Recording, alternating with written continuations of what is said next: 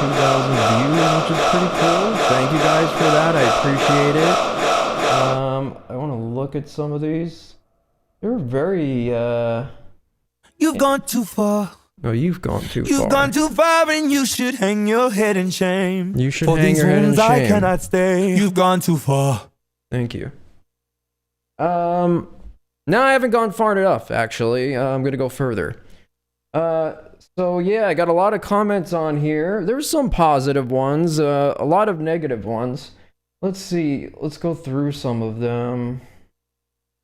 A lot of Tony Hinchcliffe comments. People seem to think that I'm Tony Hinchcliffe for some reason. I've heard it like 500 times. Like, Tony Hinchcliffe is getting revenge and all that stuff. This guy says, did you chroma key your desktop on top of the TV screen? I didn't even notice till I was zooming into your bezels. Ha ha ha. Yeah, well, who's laughing now, bitch? Ha ha.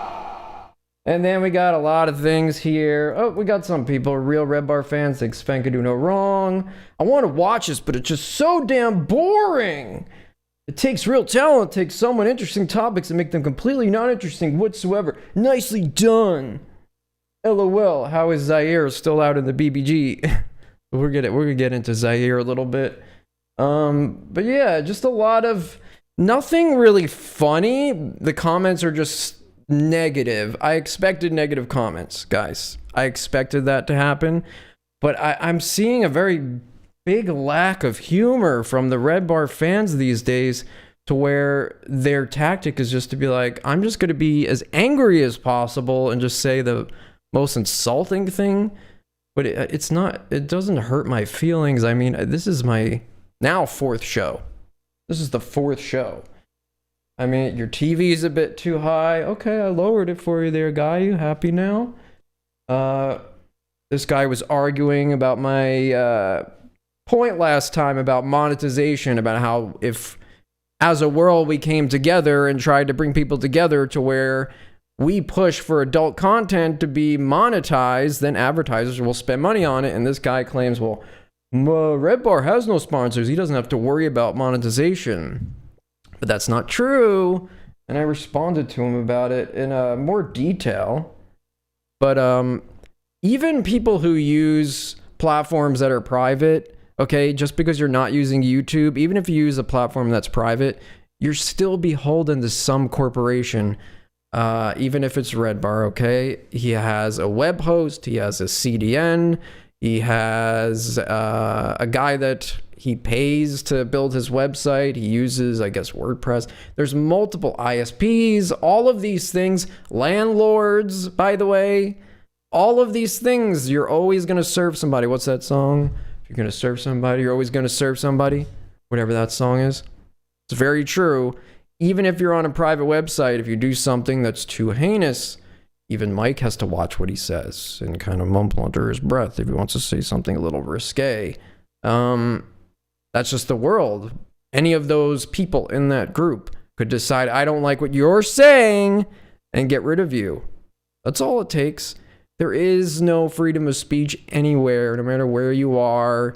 And the example that I gave was this whole thing. If you look up Keffels versus Kiwi Farms, there was a whole thing about that. I mean, Kiwi Farms, yes, it does still exist now, but now it's in some form where it's on some foreign website host that probably has CP on it. It's the only other websites. So yeah, someone was able to take down a website because of creating public outrage based on something someone was doing or saying. It's always possible. Doesn't matter who you are or where you are. But other than just like the negative comments, I actually had people threatening to kill me over that last episode. And here's my policy, guys. If you put something like that in my comments and you say you're going to shoot me and you're going to kill me and all of this stuff, and you have a public YouTube channel and content, you're on the chopping block. So we're going to start up with our first one here. This man's name's King Nomad. And I just want to show you some of the messages that he was sending me, because they're really psychotic. And then we're going to look at his YouTube channel so you guys can see who this man is that's trying to kill me. 1 second here. I had it. I just have to scroll back. 1 second. Hold on. Give me a second. Give me a second. Give me a sec. Here it is. King Nomad. Here you are, sir. You're up. You're up. Okay. Here he is. King Nomad. Looking like pretty scary guy. Pretty scary guy, I guess. Says, let's see. Let's get a closer look. King Nomad at NWO Nomad, which is funny, Nomad, but you really mad for some reason. He's got 452 subs on this channel. 4 comments he left on my channel. Let's see what he has to say on the Redbar Mike David diss track, which is not even a diss track that I did. This is Rich Fassett who did this. Imagine seeing my face as the last moment winky face. Here we go. We're coming, kid. Here's another one. 38 likes. Hardly worth tisking a bullet for, but okay. So these are on all the Redbar related videos. Obviously, you're Redbar fans. So Mike, these are your fans here, Mike. These are what your fans do when someone's critical of you. Let's look up here. King Nomad. Very scary guy. But let's look, because he does have some videos on his channel. I want to just show you guys, because this is super scary. Like, if someone sent you a threat, and then this is what the guy is and what he does. Let me bring this up here. Did you walk slow? And I don't really care. I just want to tell you I'll be right back.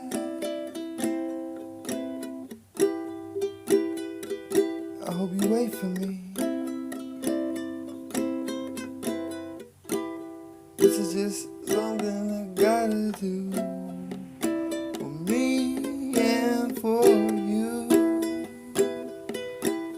What the fuck? Me and for you. This is who's coming after me, guys. This guy. Walk slow. I had to upgrade my security for this shit. Barely keep up. You're so beautiful. I know Oh I my don't god.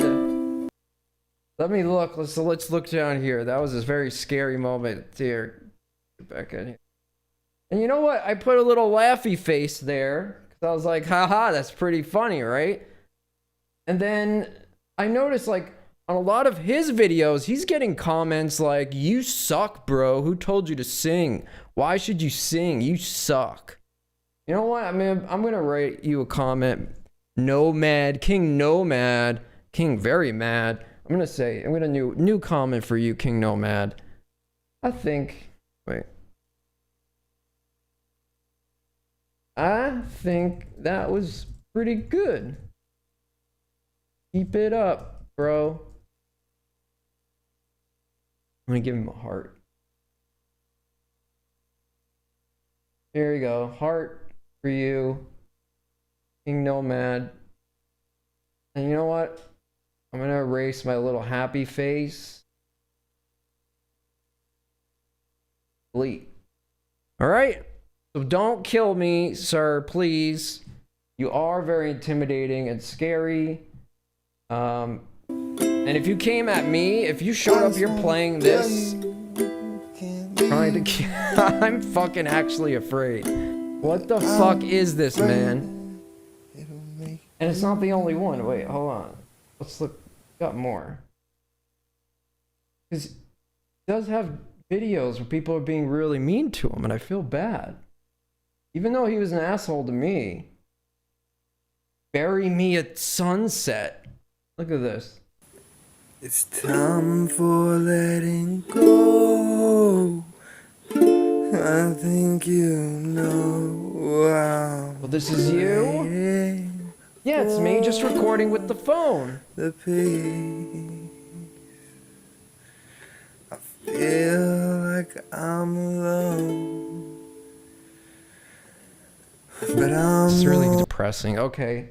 All right, enough of you. Figure it out, man. I don't know what to tell you. Really fucking angry. The Redbar fans are angry. They don't say anything funny. It's just all insulting or wanting to murder you. So if anything happens to me, it's King Nomad. He killed me. Okay? Just as Robin or anyone in my family watching, if anything happens to me, it was King Nomad, the guy you just saw on screen. Okay? I just had to get that out of the way because I was like, Jesus Christ, this guy's a fucking scary guy. But I mean, there was a lot that came from all the coverage of that. Sven Stoffels is now my best friend, believe it or not. What's this? You have to figure out a better way to like pull stuff over there without. I need a way to shoot the images to that monitor without having to actually drag it. That's something I'm going to figure out for next show. But look at this. Look at Sven. He left a message. Great coverage of the last episode by another one of my best buds. Lossless. Look at that. Look at that. Best buddies. Best buddies. Don't be jealous, guys. Hold on. Hey, let's zoom in there a little bit. Make it a little bit easier. Look at that. Hearts. Around 43 minutes. Have we settled on black? Yeah.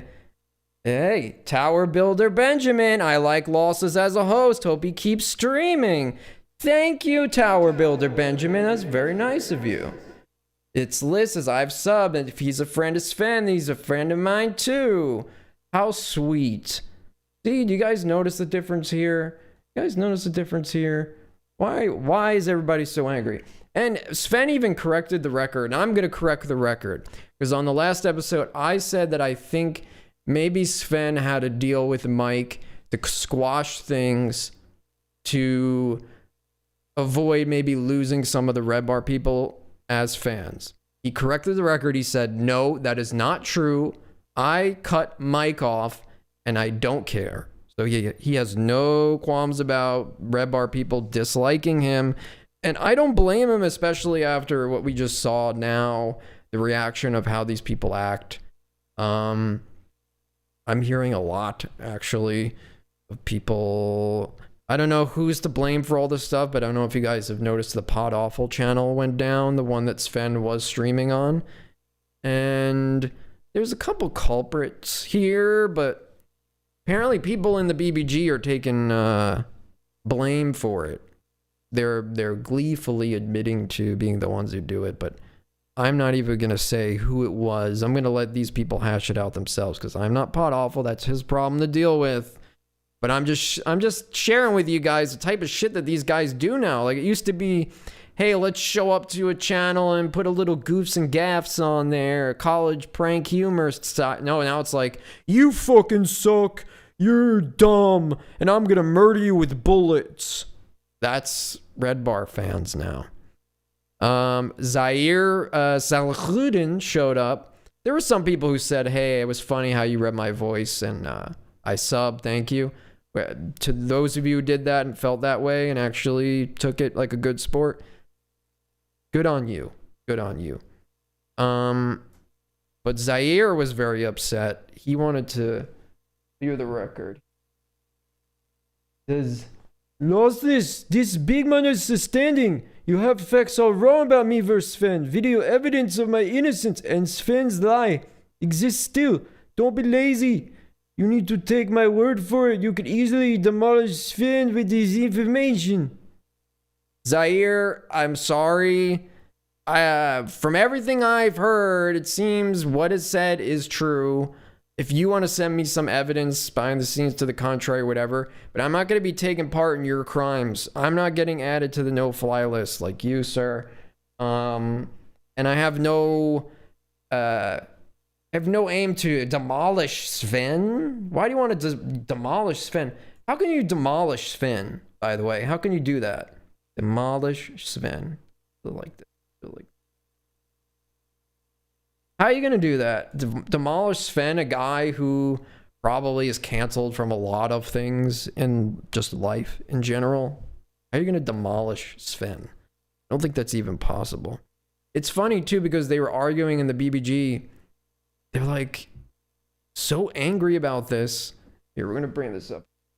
There were some guys on there that were like, if this motherfucker mentions my name, I'm gonna kill him. Like, you're in a fucking public group. I mean, it's a private group, but it's all public of who's in it. And your screenshots, I'm not like going in there and finding these. These are screenshots people are freely sharing. It's not just me. So you need to take that up with the people who are sharing the screenshots, I guess. Because it ain't me, my friend. It ain't me. Hold on, this one's being really gay.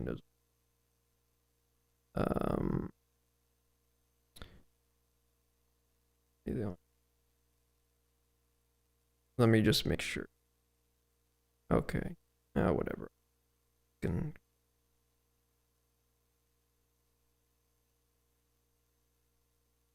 Screen it here.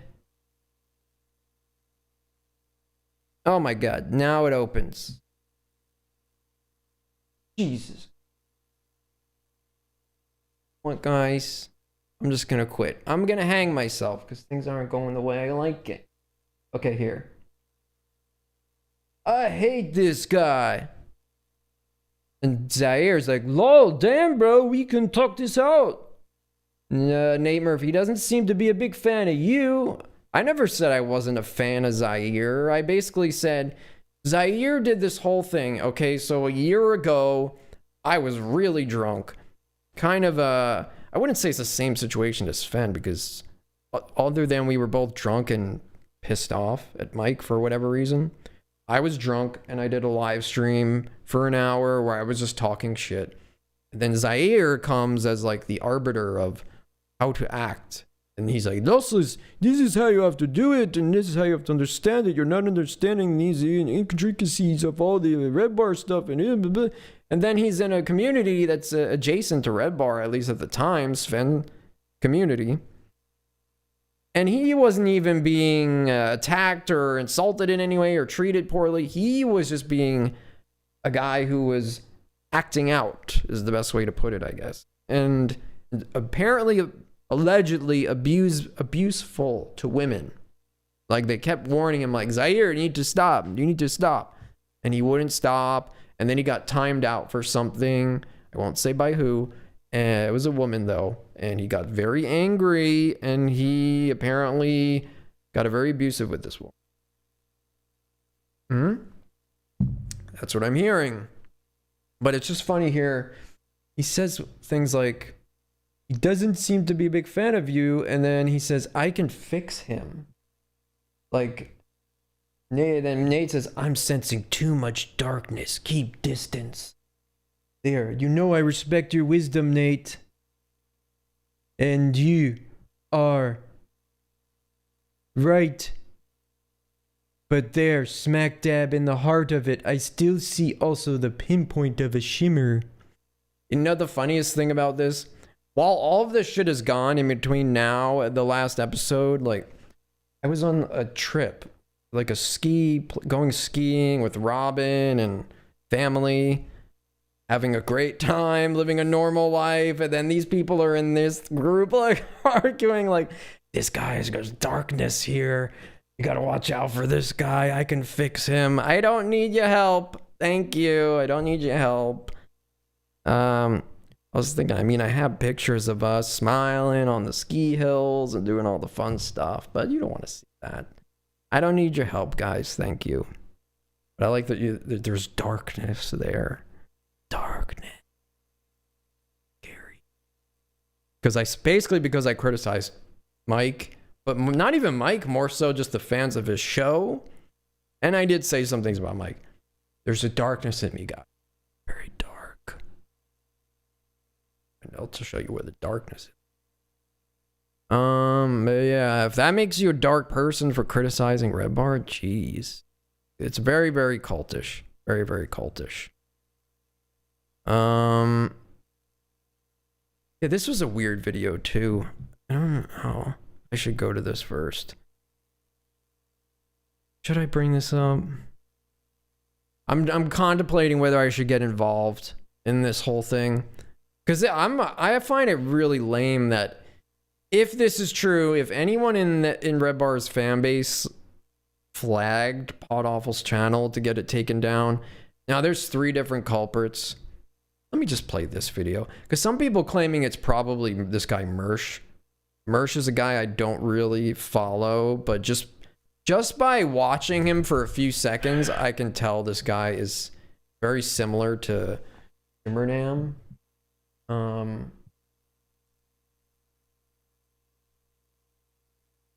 Just in the way that he handles conflicts and stuff, and proud of this. So here's a clip of Mersh apparently claiming that he is going to be taking people down and alluding to Jesse being one of them. I'm getting people in trouble now. That's my new thing. I'm just gonna start getting everybody in trouble. You know, I realized like recently, like I have a bunch of that just constantly like playing by anybody's rules at this point doesn't really make any sense for me anymore. It's just not a practical business model, because I have a bunch of fat come after me, break every rule in their own self-created rule book. Oh, let's flag his shit. Let's do this. Let's do that. Oh, but if you do it, you're a flag it and all this other shit. Guess what? I'm on Rumble exclusive now, bitch. I'm going to be swatting everyone down. Every fucking thing I don't like about me, I'm fucking reporting it. We're going to have fun with that. You're going to have a lot of fun with that. And there's going to be a couple of certain somebodies out there who are going to suddenly start seeing a lot of videos getting taken down on YouTube. I'm just saying. You can't report me on YouTube. I mean, I do have a YouTube channel. I don't give a fuck about it. It has 2,000 subs, and I never used it. Why would you be bragging about this? Go ahead and nuke it. But that's it. I'm going to start being a snitch, bitch. This is Jimmernam. This is what Jimmernam would do. Nobody has any fucking... Like, if there's no other option of getting away with it, and, you know, no response to somebody who's bothering you, this is what Jimmernam was doing. He's like, I'm going to start an anti-bullying campaign, guys. It's going to basically... He was trying to round up all these true crime creators, basically, who were going to help him and aid him in his ability to stop internet bullies, which is funny because Jimmernam... For those of you who don't know, is a guy who ran the T-Fact channel, the Fighter and the Kid YouTube channel. It had about 30,000 subs on it. Most of them probably purchased. But most of this channel, the live streams prior to these ones, the last 3 and this one included, was me and Mark Harley, and then another stream, me, Rich Fassett, and Mark Harley. The purpose of the first stream, and the whole reason to give a quick summary, is that this guy Jimmernam had called me out and told a whole lie about how I learned everything from him. And I heard of it because when people talk about me, no matter where it is, I always get screenshots and messages sent to me. And just by chance, I heard of this and said, hey, he's live right now. Let me go panel up on there. And so I go up on his panel and I'm arguing with him back and forth and he's telling all these lies. And I say, you know what? I'll do a live stream and I'll just debunk all of his lies. And that was going to be the end of it. Then it turns out him and Mark Harley were going at it back and forth. And this guy was spreading lies about Mark Harley and then threatening to beat up Mark Harley. And it turns out they only live about 40 minutes from each other. And Mark said, hey, you want to fight me? I'll come to you. I know where you are. I'll drive to you and we can fight. And Jimmernam said, oh, no, I don't. I would beat you up and kill you and go to jail. So, you know, that whole excuse, basically. And then Mark was like, I'll raise the stakes. I'll sign a waiver. You can put me in armbar first. Say I hit you first. Whatever you want to do. Those are the rules, okay? I'll sign a contract. And, of course, he backed out. So Mark then came on my stream, and the whole idea was if you can't face him in person, at least face him on a panel and confront each other. Maybe you'd hash it out, maybe not. Have a clash of words, whatever. Jimmernam never showed up, but then the story gets deeper and we find the guy's a child groomer. He was grooming children in a Discord from ages 8 to 12 years old. Very disgusting stuff. Fast forward, we expose that basically he was being catfished. He thought he was dating a 24-year-old blonde TikTok girl, and I got that real girl on panel. And it turns out Jimmernam was actually dating a 61-year-old Hispanic man, baby. So fast forward again, his whole concept now is like, let's start a league, a justice league. And he was trying to get all these other true crime creators to band together with him. And his tactic was, let's copy strike any channel reacting to clips of me, even if it's fair use. And bragging about it. Like, this was super badass. We're going to take you down. And reporting and flagging and all of that stuff. Why would that ever be something you brag about?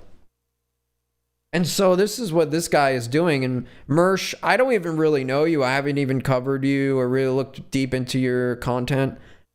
But this clip right here tells me a lot. Nobody has any scruples anymore. Let's start fucking burning it all down.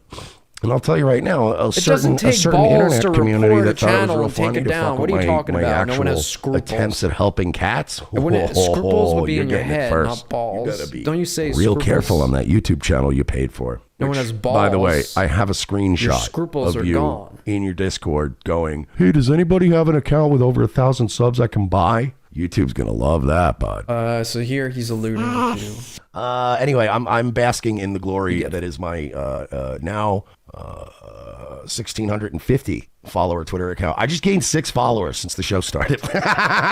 This fucking owns, bro. This fucking owns.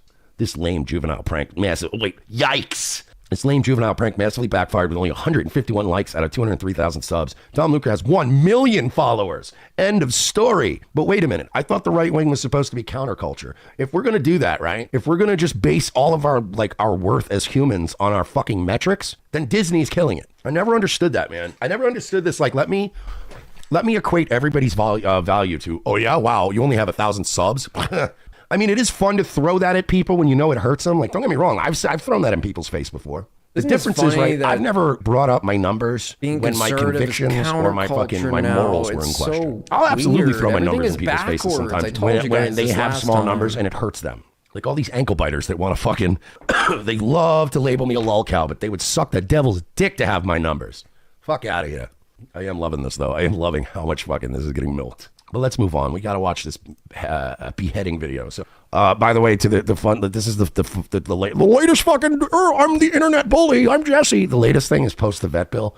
I will when she gets spayed. There's no point. God, Mersh, I don't even know you, and don't you? You're falling for it, bro. It's the weakest trolls in the world. Post the vet bill. Yeah, I will when I have 2 vet bills. Why would I post one? By the way, the first bill, if you want to know, if you're keeping score, $208. Is the troll. Margie's first vet bill, $208. It's going to be more than that to get her spayed and get her follow-up. An absurd lie or whatever. I'm not on your. By the way, let's make something very clear. That is the troll, you Reddit idiot. fags. I have never been, nor will I ever be, on Podawful's clock. All right.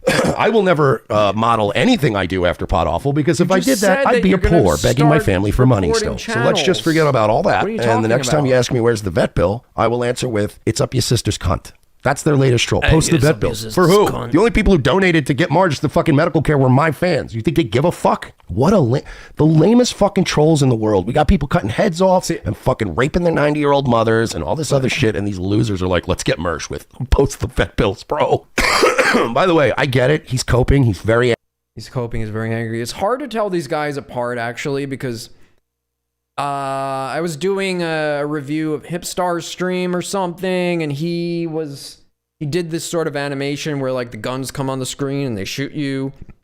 And I said, oh, I thought I saw Mersh doing that. It turns out I was thinking of Melton. So I don't know. It's really hard to tell these guys. I'm not insulting heavy-set men with the beard thing. Like, I couldn't tell you. I didn't know Melton and Mersh, 2 M names. It was hard to tell the difference. So it was correct a record, Hipstar. I saw Melton doing that. He has the animations and all the AI stuff. I'm trying to figure out who all these guys are, but yeah. He's claiming that the other guy's coping, Jesse's coping, and he's spending so much time thinking about it. Like, dude, you just got to ignore. Should I be giving him advice? I don't know if I should. But the defense is the troll. To get you to defend yourself is the troll. Never mind. Forget I said all that. Angry. I know you're seething, Jesse, because I'm getting all the love right now, as I always have. I know you wish it could have been you last night. I know you wished it could have been you. But the problem is you fucking burn more bridges than fucking Al-Qaeda. All right? So nobody wants to have you on their show. Nobody wants to set you up with a fucking easy tee off. Does Al-Qaeda They would actually if you burn weren't bridges? a fucking cunt. Unfortunately, Is you're a cunt Al-Qaeda and known for nobody burning likes you. bridges? So, no, fuck off. I'll post it when I feel like. You know what? I'll do everything in my life when I fucking feel like it. All right? These fucking retards. They're so bad at this. JJ says, remember when he pissed in a bag for a while? Yeah, I remember that. Remember his week in review videos? What is that this sounds whole like a thing real with... crazy time. You know? There's like a rumor that Redbar has a colostomy bag and a diapers now is a rumor. And then other people say Jesse is a pee bag. Was that just like a way to combat, like, hey, Mike has a colostomy bag and wears diapers, so Jesse has a pee bag? Like, is that where that rumor started from? I don't understand what that even means. You know, like his whole bit used to be man of the week, like whatever events of the week in front of a green, and he'd be like, this week the Senate House passed a bill to allow dogs and cats to crossbreed. That sounds like a real hairy situation. It was like that kind. Oh, it's bad. Like my comedy 10 years ago was fucking bad, but his is brutal. We should watch that video again someday. Since he always copyright strikes it whenever other people play it. I'm on Rumble, faggot. Is this in fast motion or am I hallucinating? Somebody in the chat was like, yeah, remember Jobber? Yeah, I've made bad things. But I guarantee you, I will dig up the script to Jobber. I can read some snippets from Jobber, and I can guarantee you my comedy writing is light years beyond Jesse's 10 years ago. Ugh. Don't say that. I like the joke of, yeah, we're going to need those vet bills notarized. Again, guys, your community commands zero respect. You have zero clout. You don't have you don't have a footprint on the internet. The big prank of let's sub and unsub to the Bad Luck Boys. 13 minutes 14 long, accounts. dude. 14 fucking You're accounts. spending too much time. Honestly, man, like, you should go away. Really, you should. Like, I would be like, honestly, if I were like this late in the game and still flailing desperately to get fucking over 100 people to listen to me, I'd fucking pack it up, dude. I'd be back at the titty bars. It's pathetic. By the way, Slim in the chat, what happened to calling in favors and getting a bunch of subs to counteract the sub-unsub? It was 14 people. Why waste a favor? Jesus Christ. That would be like if Jesse wanted to come over here and beat me up and I called somebody and said, Jesse from Podawful's coming to my house to beat me up. Can you come protect me? Why waste the favor? And I know that I could instantly go back to being poor. Well, not instantly. I mean, I've got a little bit saved. I wouldn't fucking be dead tomorrow, but I'm just saying, tomorrow Rumble could, I don't think I don't understand that. He's on Rumble. Okay, it makes sense now. Rumble's like all the other shit. They boost the numbers, like Kick, streaming platform, Kick. They boost your numbers. So this guy is saying he has over 100. I don't know what the truth is. He has over 100 live streamers. Well, maybe. I don't know. But Mersh, that was my first introduction to you. My opinion is very gay to say that you're gonna flag people and you're gonna brag about it and that no one has the nuts to do it. No, we all have the ability to do that. We just don't do it because it's gay. So, I guess this video's getting flagged down now because I said something about him or mentioned him. I don't know. But if that happens, you know who to blame. It's this guy here. Mersh, just stop thinking so much about it. Focus on what you're doing there, man. Say you don't care, but you spent 13 minutes talking about it. All right, get out of here. Let's look. What's up next? And guys, I am looking at the chat room here. I have it in front of me. I do see your messages, but I'm pretty much ignoring most of them just because it will throw me off. Eventually, maybe I will have somebody who will curate the messages and something that's good, or I did set up an alert here. If somebody, I guess, donates or something, it does pop up something here on the screen. It should pop up like here or somewhere. Pretty funny alert, actually. So you could do that. But I don't know if it works or not. I do have the thing here. We could pop up the chat and we could see your chat room here. But I don't know if I like it. I don't know if I like it. I think I'm still deciding whether the chat room's a place you guys hang out and talk amongst yourselves. Talk amongst yourselves. Or if it should be... You won't get that reference. Or if it should just be a thing where I actually interact with the chat. I'm not sure, but we'll see. We'll see. I'm still figuring this out here. So give me some time. Give me some patience, all right? Leave me alone. Leave me alone. What's up next on the docket here? Steel toe. You guys want to talk about steel toe? Am I, well, I'm sure a lot of people saw this coming, but I had kind of a prediction here. Fucking do it. And then again, here was it was a donation from Soup Party. He wanted me to give my opinion on Aaron from Steel Toe as well as Hipstar, and that's how the whole review of Hipstar started. And the first part of my explanation was that I sent Aaron a message, kind of a test I do with everybody. I send them a message. It may or may not be true. It may be total bullshit. I might just make something up. And then I see if you say it to somebody else, if you're trustworthy. And Aaron failed that test, but this is the second part of my reaction. Again, last time I said, it seems like he's trying to prime April for OnlyFans. Like, what is this weird pivot to... Like, I know they're doing the begging thing, give me the money, like begging for it, and then he's trying to like sexualize April in a weird way that's never happened before. Like, they're doing the hot tub streams and she's like adjusting her like bra all the time and trying to get people to like see her as a sexual object. And then they did another hot tub stream just recently and it was members only. So he's sexualizing his wife. It's one step away from doing OnlyFans. So Aaron, I hope you're okay. Let me know if you need money. Maybe the money that we get here from the donations, we can donate a percentage to April so she doesn't have to do OnlyFans. Unless you guys want to see her OnlyFans. In which case, I'm giving him nothing. So it's up to the audience, Aaron, whether your wife does OnlyFans. It's seeming like the audience, at least his audience, is wanting the OnlyFans because from here it continues. Let me see here. Here's one. Aaron claims he makes everybody come, and he was watching a reaction to Hot Tub. Drunk? Okay. So people are saying that Aaron can't get his wife to come? yeah, so Aaron can't get his wife to come.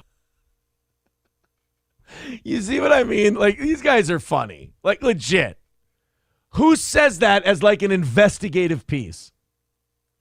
I mean, look, I don't like it when people set me up to brag about my sex life. But it's remarkably active, and there's a lot of coming on all sides. Everybody's just coming their fucking faces off. Me and April, Gino and Keanu, Chrissy and Frank, Nick and Lady Ray. It's a really weird I just response. figured that's what they want to hear. No, but April and I, sorry to say, we have quite a bit of sex, and there's a lot of coming on both sides. Very sorry about that. Uh-huh. And so there's this I want the disrespect of April to stop a little bit here, because look at this beautiful princess right here. You think if I was laying bad dick, someone like this would stick around? Have a little respect for her judgment. You got to be, to land someone this beautiful, you got to be able to throw some dick. It's just the way it is. That's the way of the world. This weird sexual dynamic going on here where Lady Rackets wants to fuck this guy's wife. She wants to scissor him, and then Ricada wants to have sex with him. How? Okay, this is my first time ever seeing this PPP guy do anything. I'm sorry, I like him. I don't know any backstory. I don't know. He's trying to. He tries to play this off like, hey guys, it's not gay and all that stuff, and no one was even thinking about that. He's like, you ever be with your buddies and You just go in a hot tub together, you and your guy friends, and he's telling too much information that nobody asked for. But it's honestly clear that I guess the show is hurting monetarily, and their idea is to, I guess, sexualize April and lead down this path of potential OnlyFans. And this is what they do. So let's look at what. And for $150, I'm thinking maybe like any donations we take in here, we can put like 10% or maybe something towards steeltoe, and I'll go and donate it to steeltoe to get April to put her clothes back on. You have to have some respect for your wife, Aaron, because this is just bizarre, man. So, he goes home. All right, guys, we got about we have 6 minutes. We are 6 minutes away from not making overtime tonight. $110 away. $110. And we are 110 done. 5.5 minutes or so. And then April and I go to bed early. Guess so. We don't have to sleep. Hey-o. And if we knock it out, then April puts on the bikini. We do Ed and Michelle, and then I have to freestyle for what, 30, 40 seconds? Oh, he freestyle raps too. Skills Carmite says, if you guys think that. driving like that is acceptable behavior, maybe you should go back to whatever third world country you came from. I'm not saying that it's not a dick move. So that's I'm saying it's not a felony. That's the It's not a amount of money, felony. $150 They made it a that they're doing felony this because for. it was on a fucking pride Let's go flag. to- Come on. Oh, it's a hate crime. Turns No, how about you just drove like that? And I have news for you people. People who drive jacked up, expensive trucks with flags on the back. Pictures. Okay, so April walks off screen. He's reacting to this clip, Okay. and then They this can't hear happens. you, but And April's it gets saying she's very lost some weight. creepy. You'll And see. so the fit for the bikinis is a little off. All right, now hold on. You guys. Let me get Ed and Michelle out of here real quick. Let's go ahead and get ready for what you boys and girls paid for, which is, oh God, my dick's already moving. All right. Ew. Do I have to do this? No, you don't. You don't. I mean, you were the one who said you would. Oh my goodness. Is this okay? There we go. Oh my Lord. Oh, and she's showing the cardinal tattoo. Oh, that is. What do you mean? That is. It's just a all scar. But he's good. Oh, Oh, that's a big Aaron, scar. what the This is a fuck, really big scar man? from some really sexy guy in Texas. Stop it. She does it. It doesn't look natural I'll when pay he's for it. doing I that went with either. a classic black one with a not classic bottom. Oh my God. Helgi says, "Do a full turn." Yeah, see, they're never going to be Do satisfied. a full turn. I don't know. Knock out tomorrow's goal and I'll turn around for 30 seconds. I'll stand there with it. Laundry room says, "I got blood flow." Or lack thereof. It's all in one spot.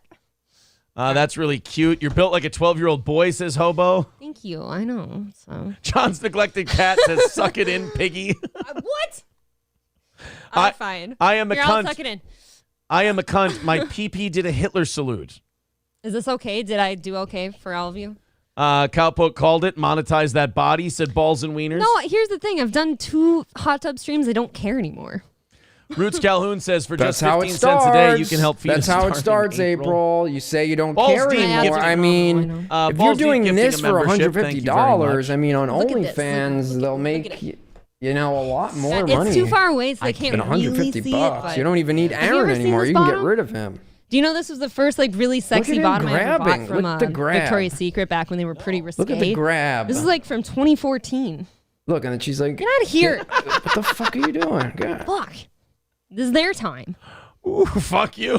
Oh, yeah, I got a I'd huge give my boner. Me to you, boss. Oh, please do. Send me to HR for a spanking. Yeah, Fuck. I mean, this isn't so How bad. many HR for spanking? April got a banging little spinner body. Thank you. Thank you, Aristocock. I'm jealous. Even at my fittest, I couldn't look that good. Vince, I lost a little bit of weight too, so. Vince Griswold says, we're doing it. Dude, if they knocked out like tomorrow's goal tonight, Oh, yeah? I would probably do the full turn and I'll The linger. turn? I'll linger a little bit. Oh, And do a my. backflip But I mean, it's onto not a really that dildo big or of a deal, something guys. weird. It's fine.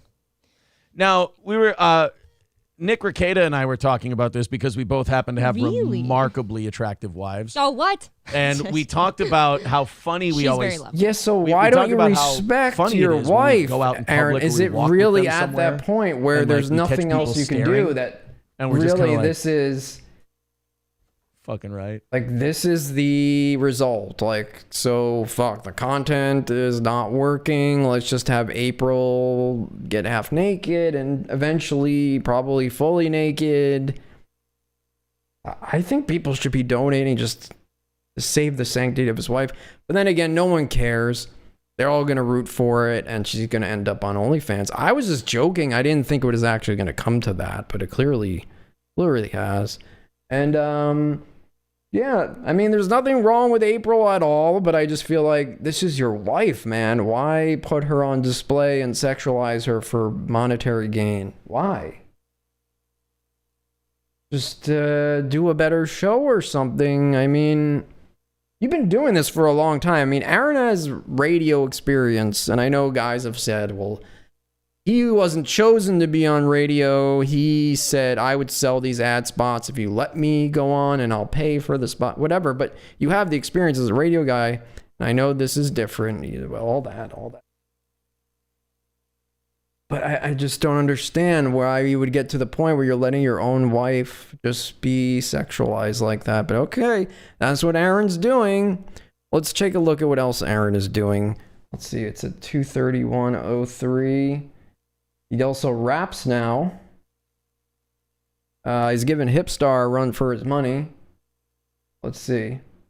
This is to end up the show at the end.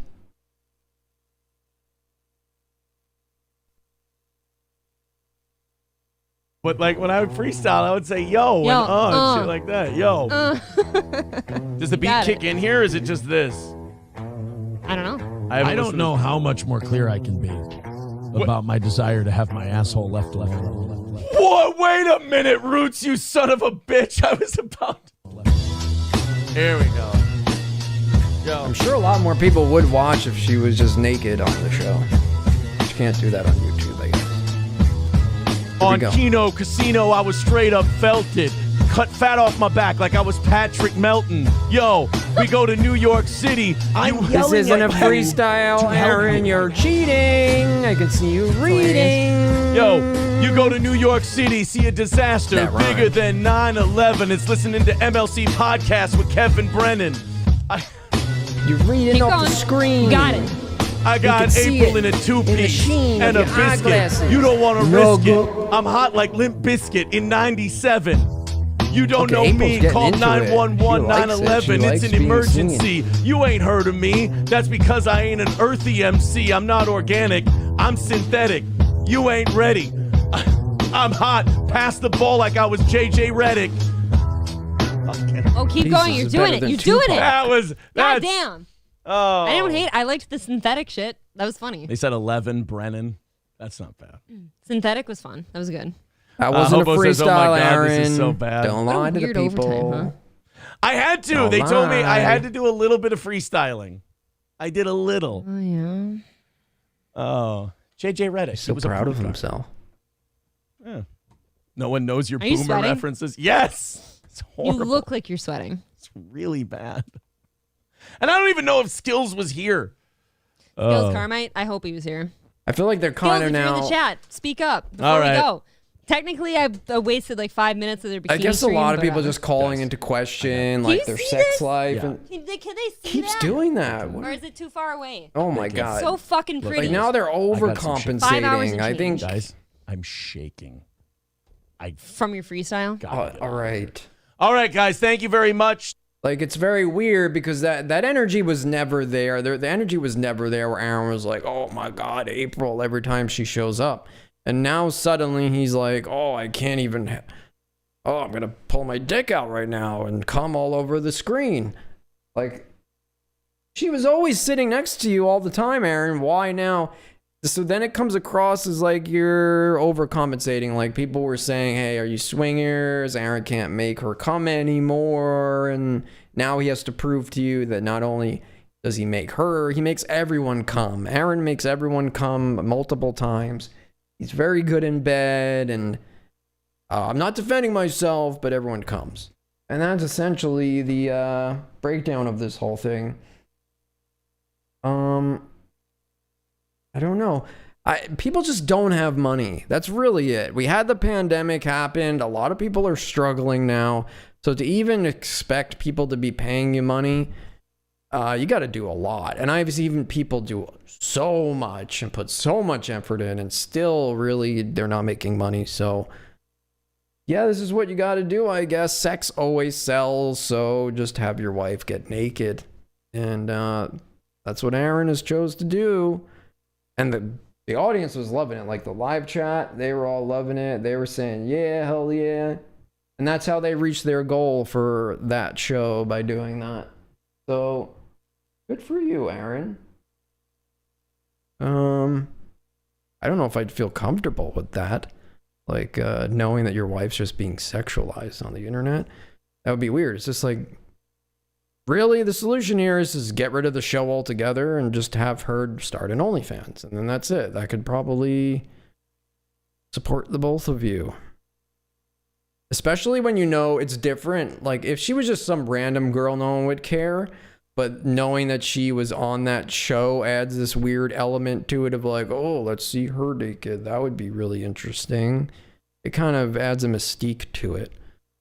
And, hey, he's playing the game, I guess. I gotta respect it to some level. If she's fully into it and is not uncomfortable with it, I guess, hey, people love it. And it always wins. Even the people who made fun of her, like, I know the people, oh, you have a huge forehead and all this stuff. Those same guys would be like jerking off to photos of her naked if they saw it. So you don't have to, you don't have to defend yourself that much. That's the lesson tonight, that the defense is the troll. Stop defending yourself over nothing. Like, if someone says, hey, Aaron, you never make her come, I'd be like, yeah, I don't make her come. Like, who cares? Or don't even respond to it. But he's taking it to a whole other extreme of, no, not only do I make everyone come, I got to jump in hot tubs. We got to show you April in the hot tub rubbing herself. And then we got to come on the show with her in her bikini. What happened to the other guy? There was like there's like two other co-hosts. One was like really old, a really old guy. I don't know if he's dead now. And then another guy who has some sort of debilitating disease. I forget what his name is. I know there's a Corey is one of them. Yeah. So have April on every show and just have her. You should have had her not fully like in a bikini at first. Like, start with one piece of clothing, and then every time they donate, a piece of clothing comes off. It's like, Howard Stern style stuff. Bring in a Sibian. Remember the Sibian? You can have her ride the Sibian. I don't know if it's technically against terms of service to have a woman sit on a Sibian or something. I mean, there was a video on YouTube of a guy naring his own asshole, and it went viral. There was like 80 million people who saw it. And it's allowed on YouTube.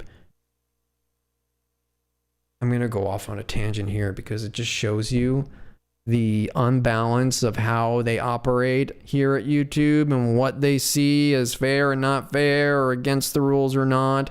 There's a lot of people. The guy is gay who was naring his asshole. If it was not a gay man naring his asshole, it would have got demonetized and blocked.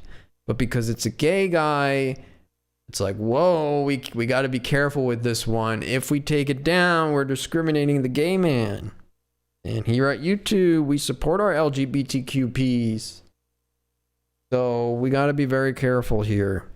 Maybe everyone should just say they're gay. We'll just all claim being gay, and then you can do and say whatever you want, and there's no repercussions for it. You could take your asshole out. You could shove. He did multiple videos. I'm not talking about like off camera. His asshole was in frame, fully in frame, and he was spreading his asshole open and wiping Nair on it and then like ripping the thing off.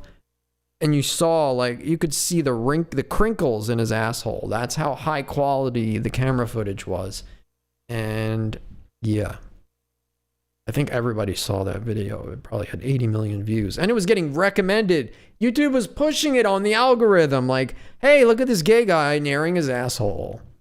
And now he's like a celebrity for it. But if I do anything even remotely risque, it's not okay. Unless you're gay. Yeah.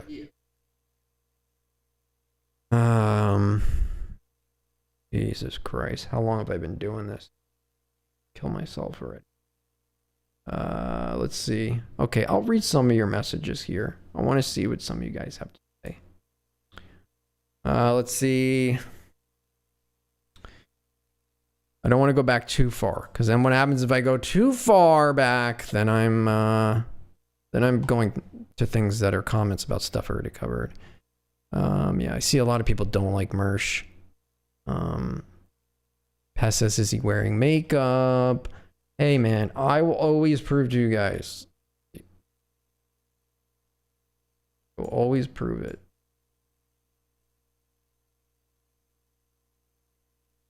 Bought the makeup. Bought it. You can look. I don't care. My beard just kind of sucks. I'm trying though.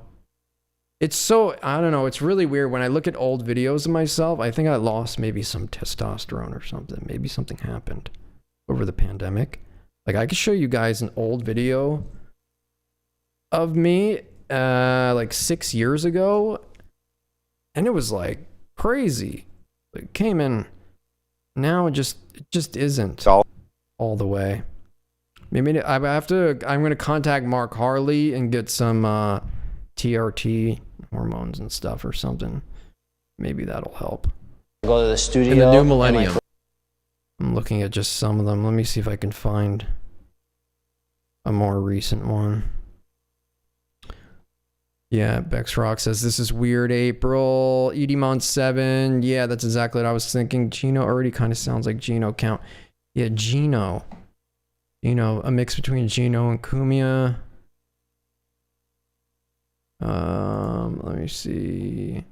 Infected Mushroom, hola. She's too hot for him. Yeah, I actually wonder how Aaron and April got together. I don't know if it's because I know that the kids that he has are not her children. That's the only lore that I know. But I don't know how they met. But I mean, even if he was a fake radio guy where he was paying to be on the radio, that counts for something, believe it or not. There is some interest in that from, I guess. I don't know. I'm searching too long. If it takes me more than 10 seconds to search or something, I just go on. But like there's old videos of me. Oh, here's one. I mean, it's still in-game. Still a shit ass beard, and this isn't the full. Oh, this is a video where I was like covering this whole bully hunters thing. It was like this thing where they said they were going to get rid of bullies in video games, and their whole idea was like probably 6 years ago or something. It's funny, these themes always come together somehow. They were going to start an organization, Bully Hunters, where a bunch of people would be hired to play video games and go into the games. So when the guys come up to you and go like, you're a fucking faggot and I'm going to kill you, you cunt. They would join the game and they would get back at the bullies by killing them. You can't get rid of bullies. There's no solution to bullies. They're always going to exist.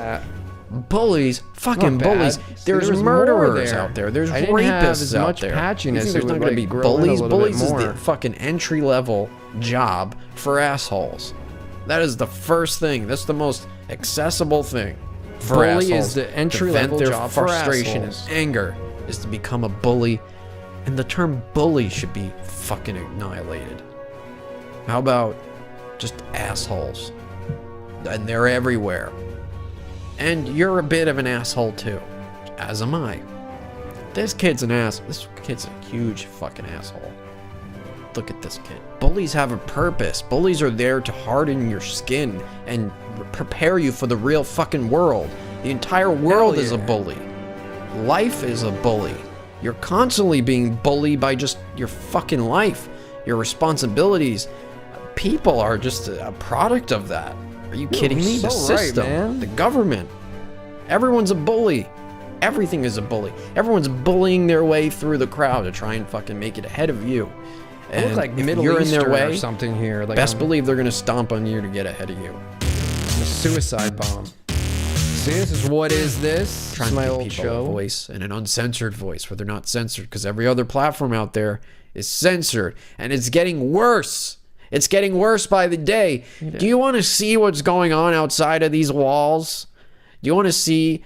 What happened? Forget being racist or saying things that are Coca-Cola perceived as shirt I'm racist wearing. being a problem. If you're specifically a bully, they're Like coming Target after or you. something. The bullies. I have a video here. The name was What Is This? And So you're I gonna had think this is fake. a show and with a that this is co-host. It was troll, called Whoosh and Boone. but it's not. It's real. Me and him got But into a big thing. Here's He the wanted money. perceived solution to bullying on the internet, left, and then I did specifically my in own video show. games. But this is going to translate outside of video games. This And is this still is the interesting, cringiest funny thing I've ever topic, seen. though. It's called bullyhunters.org. The following comments were recorded in-game.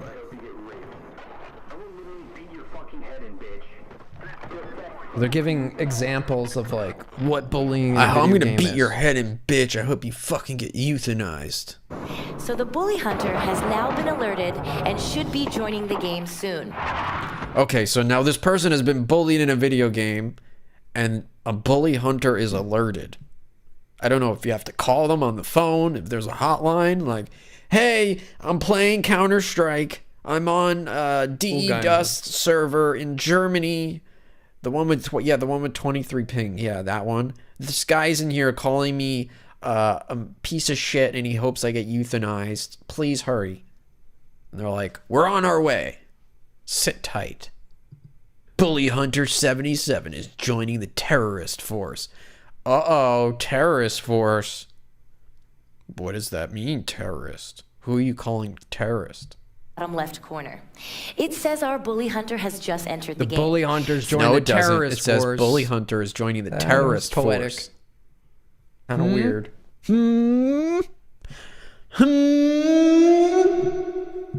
Bully Hunter 77 has joined the game. Now our victim, the Rose Thorn, Of course, they're the terrorist. and You could have picked terrorist or counter-terrorist. For this fucking thing, this demo, you picked terrorist. That says something. so we are watching our bully hunter. She knows who the harasser Playing is, and she's on the Counter-Strike, hunt. by the way. I used to play You can Counter-Strike. hear the harassment in the background. It doesn't stop. Teenager. So now Bully Hunter 77 is looking for the harasser. And Looking for the harasser. Oh my god, I'm just realizing the fact that this is a business. These are humans that are playing the bully hunters. So now you're going to have, oh my god, the influx of people who are going to be applying for that job. Fucking call it White Knight Incorporated. You're going to have a bunch of virgins applying to this place, hoping to eventually save a victim, a woman victim who was called a cunt on Counter-Strike and possibly get laid. I bet you they leave their number at the end. Like, hey, anytime you're being bullied, here's my number. Call Bully Hunters, all right? And specifically ask for me, because I will crush every bully you ever encounter in Counter-Strike. I'm Not in sure real you life, could though. imagine If this you're being thing did bullied in not real take life, off. I can't help you. They did 'cause a I'm whole convention fucking of little this virgin. to present this whole idea. It was a big like deal. she's going to use her knife, folks. And there it is. Just pause right there. Let's back up and see that again. Oh You shit. see the woman in the top right there? A brilliant knife move, very difficult. And Bully look right there. annihilated. See in the lower left-hand corner. Let's pause that and zoom into But you that. see I think Hitler. the best way to you can handle see this would Hitler, be ASCII. go in after the chat room victims. as this is going on. go after the victims. So then when they call you and they think you're there to help deal with the bully, what you really do is you show up and you go, are you fucking serious? You're crying over a bully on the fucking internet? Grow the fuck up. There's a mute option. Hit it. Hit the fucking mute button. Mute them. Block them. You can't handle the heat. Fucking block them. Guy's smart. How hard is that? Are you stupid? And they'd be like, what? Why are you bullying me now? I'm telling you how to use the fucking internet. You know, you have an option of what you can and cannot see. That's the beauty of it, isn't it? So if you're being harassed, block them. Or grow a set of balls. Stop being such a pussy. Now, give me a 5-star rating and get the fuck out of here. Right? So what Bully Hunter 77 did was click Become a Bully Hunter. Then she logged in with her Steam account. Oh my god, too much work. By this time, the bully's already gone and onto someone else. Exactly. You don't have this much time. Every time someone calls you cunt, Bully Hunter's gonna show up and like, where's the bully? Oh, they left. What the fuck? You're wasting my time. Your real life interactions when Look they're at this positive, guy. when Is the they guy who help came up you, with the idea, of course. gain confidence. Look at this You take that motherfucker. with you offline, but when you're subjected to harassment, No. to abusive This is language, the start of this No. whole culture No, of what are like we teaching sensitivity people? and we can't be bullies. If the world is turned into this rainbowy, happy place where nobody ever criticizes you, never attacks you Full circle, verbally, man. I have been even consistent. physically. I mean, in school, growing up, bullies have a purpose. Bullies are there to harden your skin and prepare you for the real fucking world. The entire world is a bully. Life is a bully. You're constantly being bullied by just your fucking life, your responsibilities. People are just a product of that. Are you kidding me? The system, the government, everyone's a bully. Everything This is is a who bully. you're Everyone's dealing bullying with! their way through the crowd. All of you! Ahead of you. And if you're in their way, best believe they're going to stomp on you to get ahead of you. There is no fucking excuse to teach people that the result or the response to bullying is let's get rid of it and try to keep it minimized so kids Bring are it not exposed on! to Bring who it bullies are, on, folks. and always have a white knight there to save them from the bully. What I got That's for an a fucking awful bully? fucking message to send. What I That's an got? awful thing to do. And this kid, this is the reason he got bullied. Because he comes up with shit like this. Like, I wish in high school I could have called the bully hunter. Could let my to show up in darkness the out. hallways and beat up the bully. That's called, you know, grow some fucking balls and fucking punch the bully in the fucking head. Or just be like, listen, man, I don't want to fucking fight, but you're an asshole, and just run away. I don't know. Figure something out. You can't get rid of bullies. There's no solution to bullies. They're always going to exist. How long ago was Bullies, fucking bullies. There's murderers out there. 5 There's years rapists ago. out there. You think there's 5 not gonna years be ago. Bullies. Bullies is the fucking entry level job for assholes. That is the first thing. That's the most accessible thing for assholes to vent their frustration and anger is to become a bully. And the term bully should be fucking annihilated. How about just assholes? And they're everywhere. And you're a bit of an asshole too. As am I. This kid's an ass. This kid's a huge fucking asshole. Guy's a real fucking asshole. Look at this kid. He's a douche. Bully hunters. That plaid shirt. Yeah, and the thing we know, whether it's online or face-to-face sexual harassment, is the impact on the person who's being sexual harassed is that harassment. sense of diminishment, feeling less than, and that flood of shame and fear. Feeling less than and that flood of shame and fear.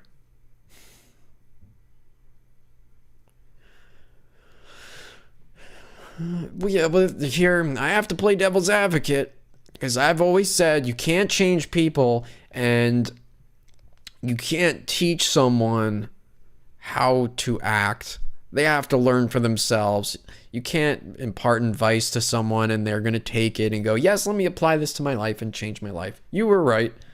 Good idea. No, people are going to learn for themselves or they're always going to be this way. So these people who are victims are always going to be victims, no matter what thing they institute, what bully hunter bullshit they make up. True. It's always going to be them being bullied because they have not grown a set of balls or a sense of humor.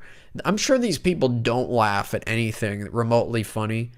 They laugh at like the bully hunter knifing a bully in the back in a video game. That's like the closest they probably get to like So this is like the world we live in now. This is 5-6 years ago. It's only gotten worse. I mean, now just the boundaries of what is considered bullying has just grown.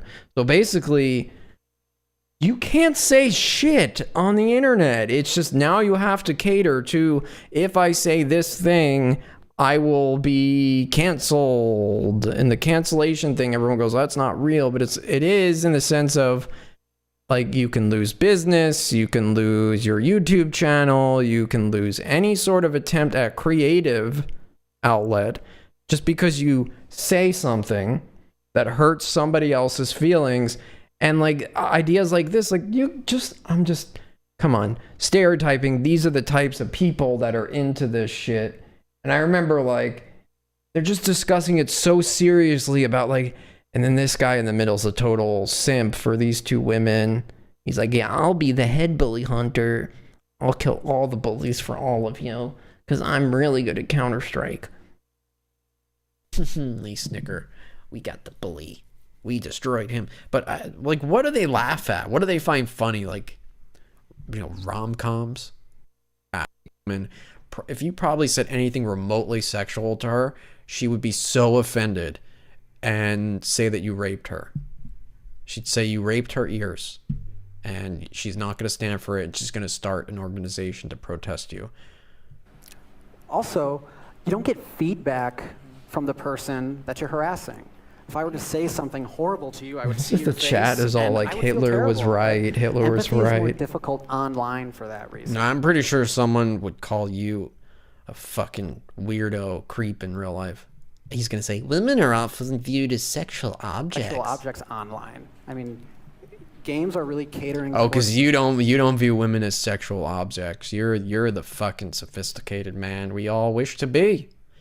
This fucking guy, you know, he is the ultimate supreme gentleman. He looks at women and that's enough of that. Yeah, this guy claimed he doesn't view women as sexual objects. He respects them. They're not sexual objects. They are just here to ignore me for the rest of my life. And the attention I will get is being a bully hunter. Let's see. Well, I guess the alerts aren't working, but I do see here NW Spawn says, bully hunters sent me to tell you to stop bullying Discord members and give them credit for the screenshots you use on your show. Hey, I don't get my screenshots from Discord, NY Spawn.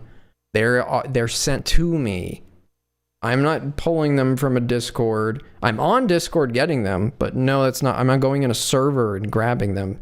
So if those were from you, then credit to NY Spawn or whatever screenshots, but you're kind of outing yourself there. Don't you want to remain, wouldn't you want to remain anonymous that you're leaking the messages from the BBG? I don't think they're going to be happy about that. They don't want you to see those messages. But he's like, I never. Yeah. Credit to NY Spawn for the messages, I guess. But no, I'm not taking them from the server. It's just somebody sends them to me and goes, look at what they're saying. Oh, wait, now it worked. Yeah, NY Spawn did 9/11. You admitted it. You admitted it. I knew it. I knew you did it. Yeah, you did it. That's cool. I don't know. The chat room wasn't working unless I like manually added in here like this. The browser fucking thing. But the alert worked. It was just a little bit late. That's cool though. Thank you though, New York Spawn, and credit to you for the BBG screenshots. Things are going to get really weird. I'm curious. Because there's multiple people who are being considered the culprit for this whole thing of Jesse's channel going down. And, you know, it's pointless because the channel is going to come back up anyway in some shape or form, whether he appeals it or it gets another one somehow. But let's just say there was people in the BBG, and I'm not going to even show that screenshot because I'm not going to attach a person's name just in case something happens there. Last thing I would want to do is flag Podawful's channel and then brag about doing it. That's all I'm going to say. So be careful, guys. because your private group is not private if there's a Discord server attached to Redbar, and then people post screenshots from that group in the server, and then someone screenshots that, and then they're sending it to me, and who knows who else they're sending it to. So anybody writing in there, none of your messages are really private. Plus, it shows you who's in that group anyway, I think. When you go on Facebook, it tells you, like, this person's in this Facebook group. So you're really not hidden from it. New York Spawn again, he says, credit Big Shaw. It would mean the world to him.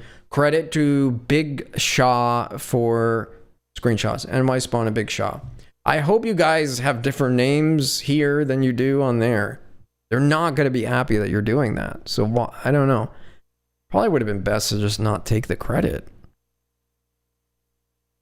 Just be like, I had nothing to do with it, guys.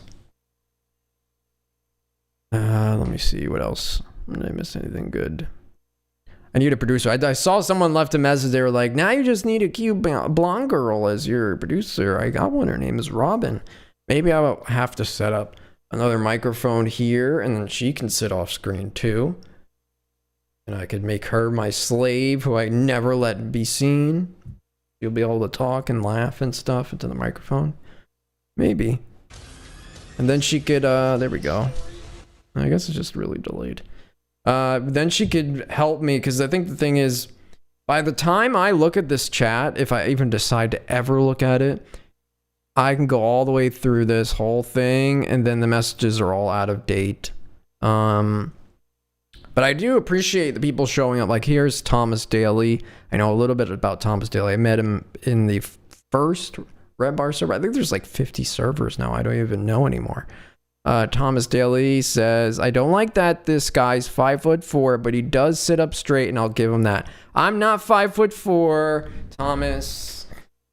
Do your autistic, whatever you call it, measurement things. Like maybe use the size of the Coke can here, and double this, basically. Hey, you know what? Measure myself. That. Look, this is let me see.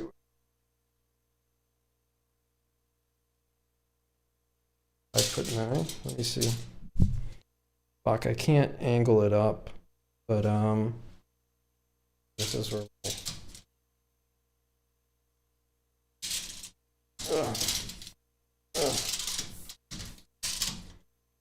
Okay, what is this here? Here's 5'4". Wait. Down here. 4'5". 5'4". 5'8". I'm basically 5'8", maybe and a half with my hair included, and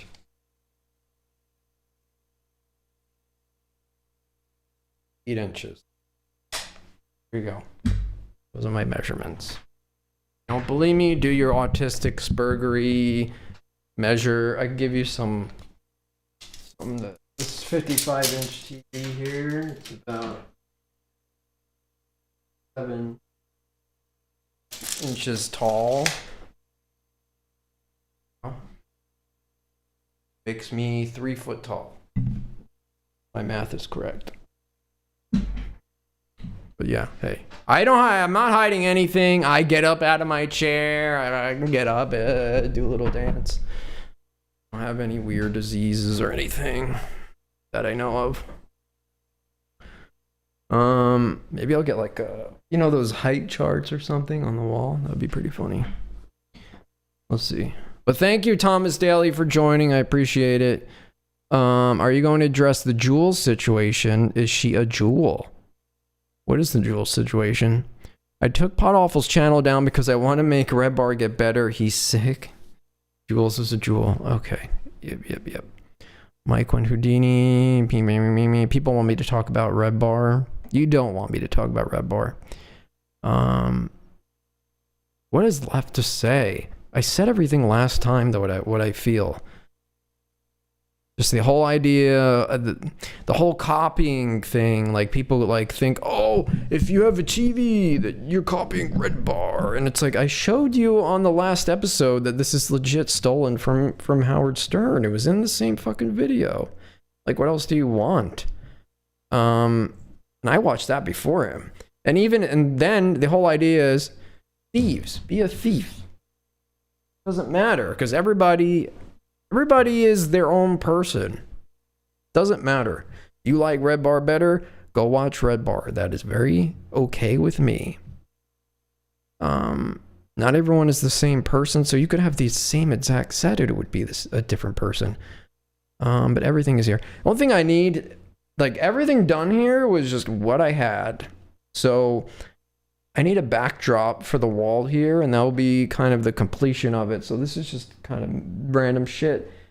Like a vinyl backdrop that covers this whole wall, or even maybe just black curtains. And then if the background is black, it will look much nicer.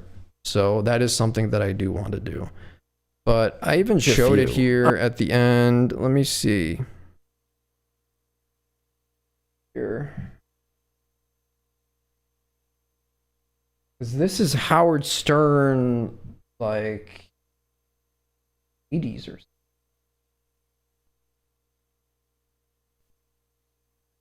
Oh, look, it's green there. Hold on, it's going to be easier for me to find it on the other. This is something I need to be able to... I'll figure it out myself. I need a way to just, like, set something here and then instant send it to the other screen without having to drag it. Because this is such an awkward thing. Even Redbar doing it, where you like start like crouching. Sometimes he's so crouched where he's like this, just fucking see the video, and it looks just really awkward when you do it that way. So you need to be able to see the screen. What I think I'm gonna eventually do is just mirror what I'm seeing. Okay, here it is. Got it. Would you look at that? What does that look like? Not the same fucking thing. It's just wrong. Right here. Howard sitting here, and then the TV's over there. And this has got to be 1992 or something, 1991, 1992. It's the same thing. He had a screen here. He would have a screen on multiple walls, and they would all show the clip or a guest or something that he was trying to show or present, or the logo for a bit that they were having. The same exact mic. By the way, recognize this microphone here, the Newman TLM 103, look it up. It's like $1,000 microphone. Same microphone. Howard don't got no piece of foam on there. Just saying. This has been happening. Opie and Anthony too. Opie and Anthony's studio, they had the studio set up, but their TV was more like Joe Rogan's, where the TV was like on the back wall. And then Joe Rogan, same thing. He had the studio with the desk and then this TV on the back wall where they play the reason why this is a good idea once you get it working perfectly, and I'm about 90% of the way there. Most of it is like fixing the reflections. When you're dealing with a screen that's on camera, you're dealing with reflections. And then the way I see it and the way you see it has to be different, because you got to adjust this image to compensate for the shutter speed and all this stuff, all the camera nerdy shit, you know? So the reason it's better is because then everything is in one image, and then you're not dealing with switching through things, and you can actually be a part of it. Like, yes, it's cool, I guess, to have a full resolution screen share, and I could still do that, but it's, I don't know, this is cooler because it's just part of the thing and it's part of the experience. That's why I like it. And I challenged myself to get it to work, and it did. Last show was full of reflections. I mean, 15 years into Redbar, he was still, you could still see Mike reflecting into the back of the TV. Look at this, you can't see me. Hold on, let me go.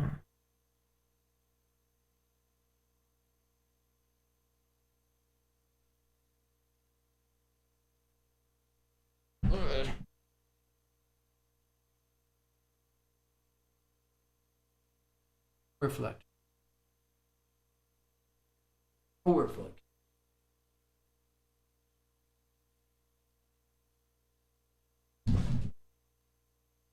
I'm proud of myself.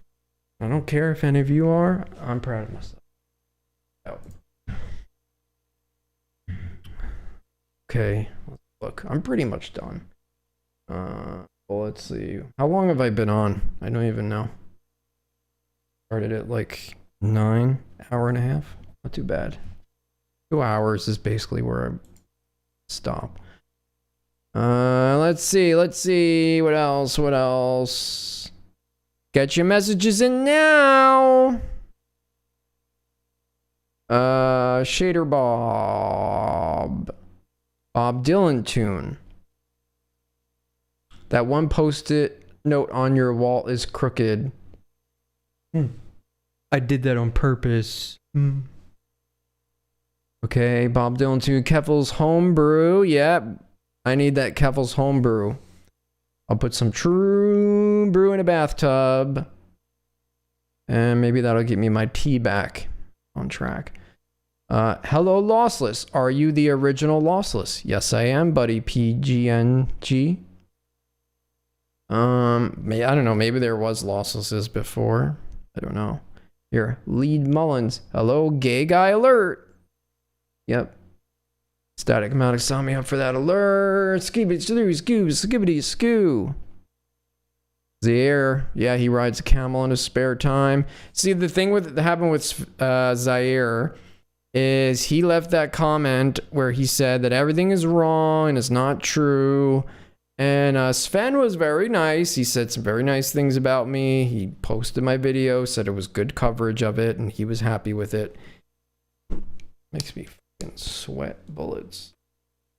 Good. Got nothing to hide.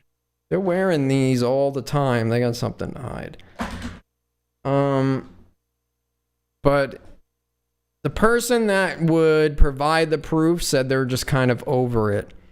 But Zair, what I'm going to do is what I hope to do is set up phone calls. I'm gonna try to rig it up and have an actual physical phone that's attached to the computer that can then take digital calls.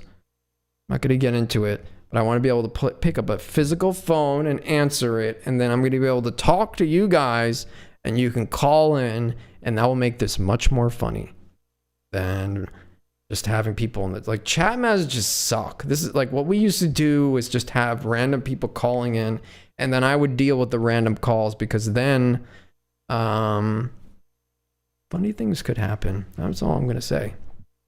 That's when I'm at my best. If you try to throw me off, call me up. I had one guy who sent me like a Amazon. They would like patch through the stupidest things. It would be like cat facts, and then you pick up the phone and it'd be like, today's cat fact is cats like to shit in, I don't know, all that kind of stuff. Then there was somebody who sent me, like, they patched me into an Amazon support rep as a troll to throw me off, and I turned it into like a 25-minute like prank phone call. Oh look, it's our friend King Nomad. He's gonna kill me. A 25-minute call. 25-minute call where the woman's gonna marry me at the end of it. I'm not exaggerating. I can find it here. Let's see. Amazon support rep. Here we go. I almost married at Amazon support. Yes, I can definitely help you. I can find ways to help you. And for me to do that, can I have your billing address, please? I actually got her to the point of where she was going to give me access to random people's Amazon accounts. Like, I was social engineering her to the point where she was going to let me log in and see someone's purchase history. But by the end, yeah, I was telling her, go off script, leave the evil Amazon, and let's go on a trip. And she was thinking about it. It worked pretty well. 25 minutes she stayed on the phone with me. But it just doesn't feel like it. And I said I was trying to return a used fleshlight. Not a flashlight, a fleshlight, the thing you fuck. I respect you as a human being, and I Break the respect you chains. as one of our customers. Other than this, please tell me if there's still anything else you need assistance with today. If you want to break those chains and be free from the Amazon and not be an Amazonian woman any longer, you'll take my offer. We'll go to dinner. We'll have some nice Italian food and some Spanish fly, and we'll make a night out of it. And it'll be a grand old time, and you'll tell your friends. And you'll be like, ha, you still work at Amazon, and I'm going through the Riviera, and I'm going on cruises, and I'm flying around the world on a private jet.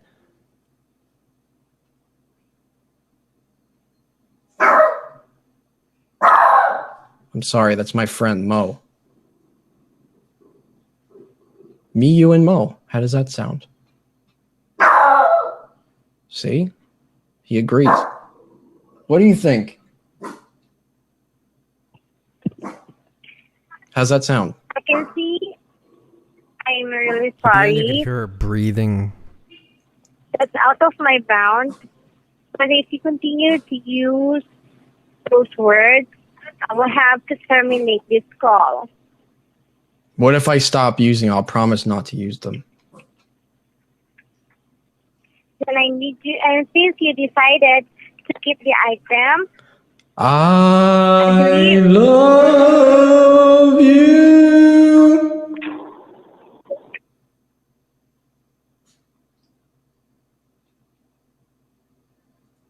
I think you would have hung up if you didn't enjoy speaking to me.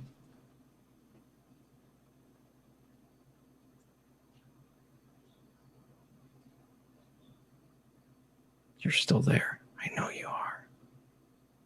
I know you're still there. Come with me. I can hear you breathing. Tell me what your boundaries are. We'll break them together. Come I'm on. really sorry, John. What are your interests? What are you into? Hollis? Please don't terminate this really sorry. call. Please. You're the only person I've talked to in the last 3 months. I'm sorry. I understand how you feel that way. You're very understanding. However, Do you know that? Thank you. However, if you don't have any other concern about Amazon, I'm absolutely concerned about Amazon, as well as many other big sites like Amazon. Like, Amazon is taking over, and I don't like it. When one company gets too big, something's wrong. It is a monopoly of the internet and shopping on the internet. Amazon is like a monster.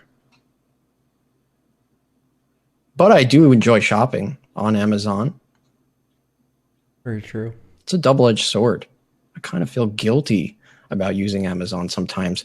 I'm sure I think that she thought child that this was maybe like when they do those test calls where like somebody, maybe management, maybe she thought I was like the owner or management at Amazon testing her to see if she would go off script. But she spoke to me for 25 minutes long. She just would not get off the phone. And I tried. I just kept getting more and more ridiculous. I was screaming at her and she wouldn't get it. And this has happened multiple times. I mean, there was a call we had to like a casino where it got to the point where I told the guy that I was stuck on a Wheel of Fortune machine. My arm was stuck in it. And I wasn't even at the casino. And by the end, we had friends calling in, pretending to be a doctor that was passing by, and he had to saw my fucking arm off. And it was getting so absurd, and they still wouldn't hang up. And the security team, they got the whole security team in action, all looking for me, this guy stuck in a Wheel of Fortune machine with my arm being sawed off in the casino. And he was announcing it on the radio like, there's a guy stuck on the machine. I have all this stuff. It's all documented.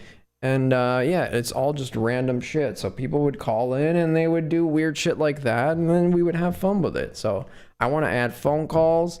And then you people in the chat room, are you talking? And you can call me up on the phone and then we could see where it goes from there. It'll be much more fun. I want to see. Okay, let's look.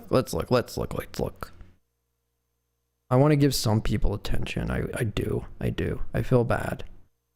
You look like Ashton Kutcher there. I've heard that before.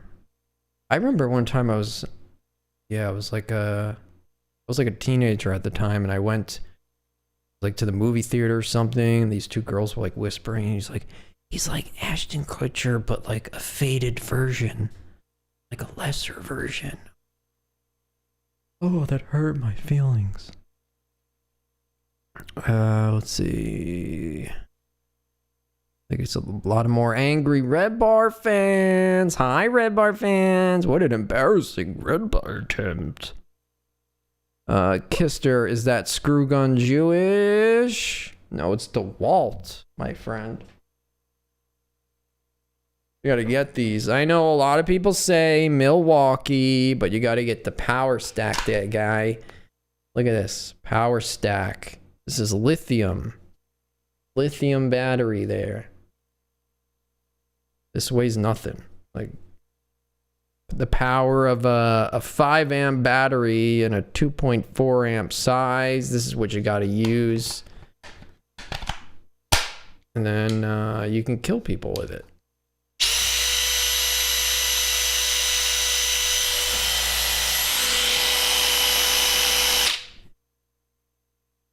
I'd rather kill someone with that than that. Honestly, more fun. Little Snappy, I thought this was supposed to be Redbar coverage, not you covering yourself. This is gay. Why would it be Redbar coverage? All I did was cover him as one of 3 topics, and you all spurred out and got super upset. And you're like, there's a darkness in this guy. No, while you're all in that private group pontificating and talking about really gay subjects, I was out living my life, a normal life. I don't know what the fuck you people are doing. You're like having conniptions over Sven Stoffels doing a restream on Podawful's channel. Oh my god, the world is over. Like, this is the weirdest thing about it and why it's so stupid. You guys alienated Sven, and I watched this go down. So when Sven was on Redbar, you want your Redbar discussion. When Sven was on Redbar, he got drunk, okay? He was trying to have fun and enjoy the show. He did a lot to get there, and he was ghosted after. As a friend, that's not something you do to a friend, especially if you know all of the effort that he put in to get there to do your show, right? For you. It wasn't for anything else. And yeah, they advertised his whole comic book.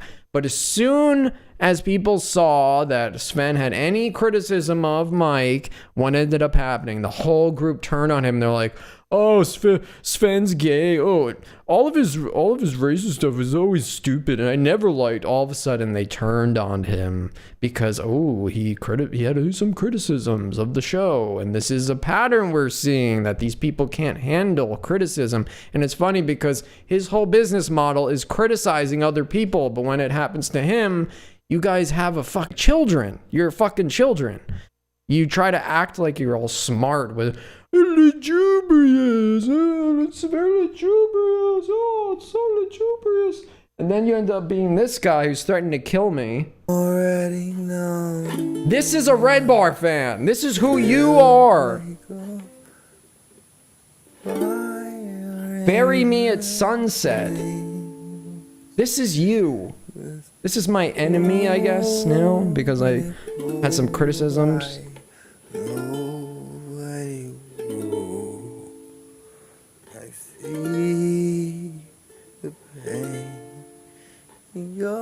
And this is not unique. I've seen a lot of these guys who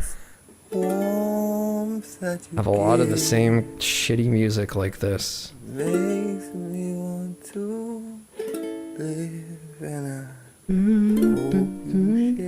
I'm gonna kill you with a gun. Imagine seeing my face as the last moment. We're coming, kid. 38 likes, emoji laugh. Hardly worth tisking a bullet for, but okay. I'm gonna kill you with a bullet because you made fun of Mike, and he's my internet daddy, and you can't make fun of him or you die.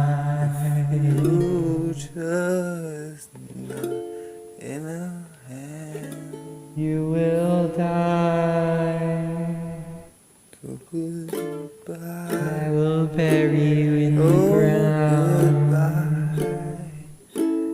I know that you Gonna smash your head with a ukulele.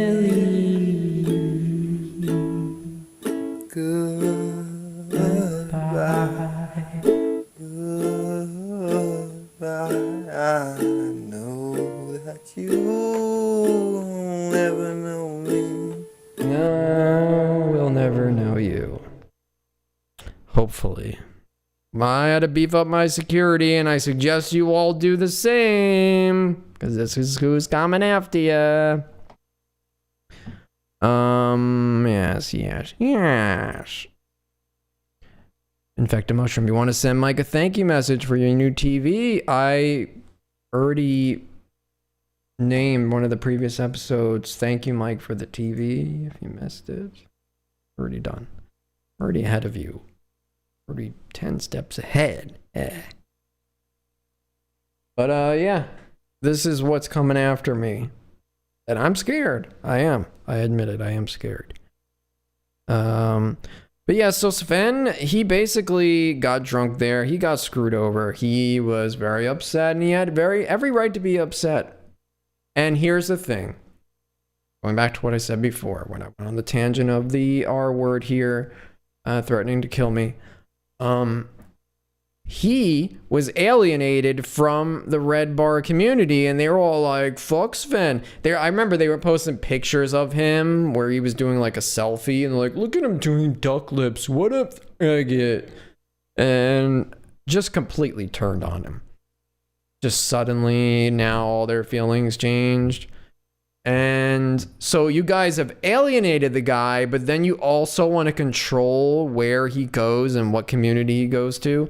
He tries to seek community elsewhere. You're like, no, we hate Sven, and Sven, he did Mike wrong, but then also, Sven, no, you can't go anywhere else because then we'll hate you more. Like, why would he give a fuck at this point? And now it is official. And Sven has told me he does not want to be involved in anything further. The phone call that's on my channel, he says he doesn't give a fuck about. And he said that he cut off Mike. And that is his quote. And you can make what you want from that. So there is your answer.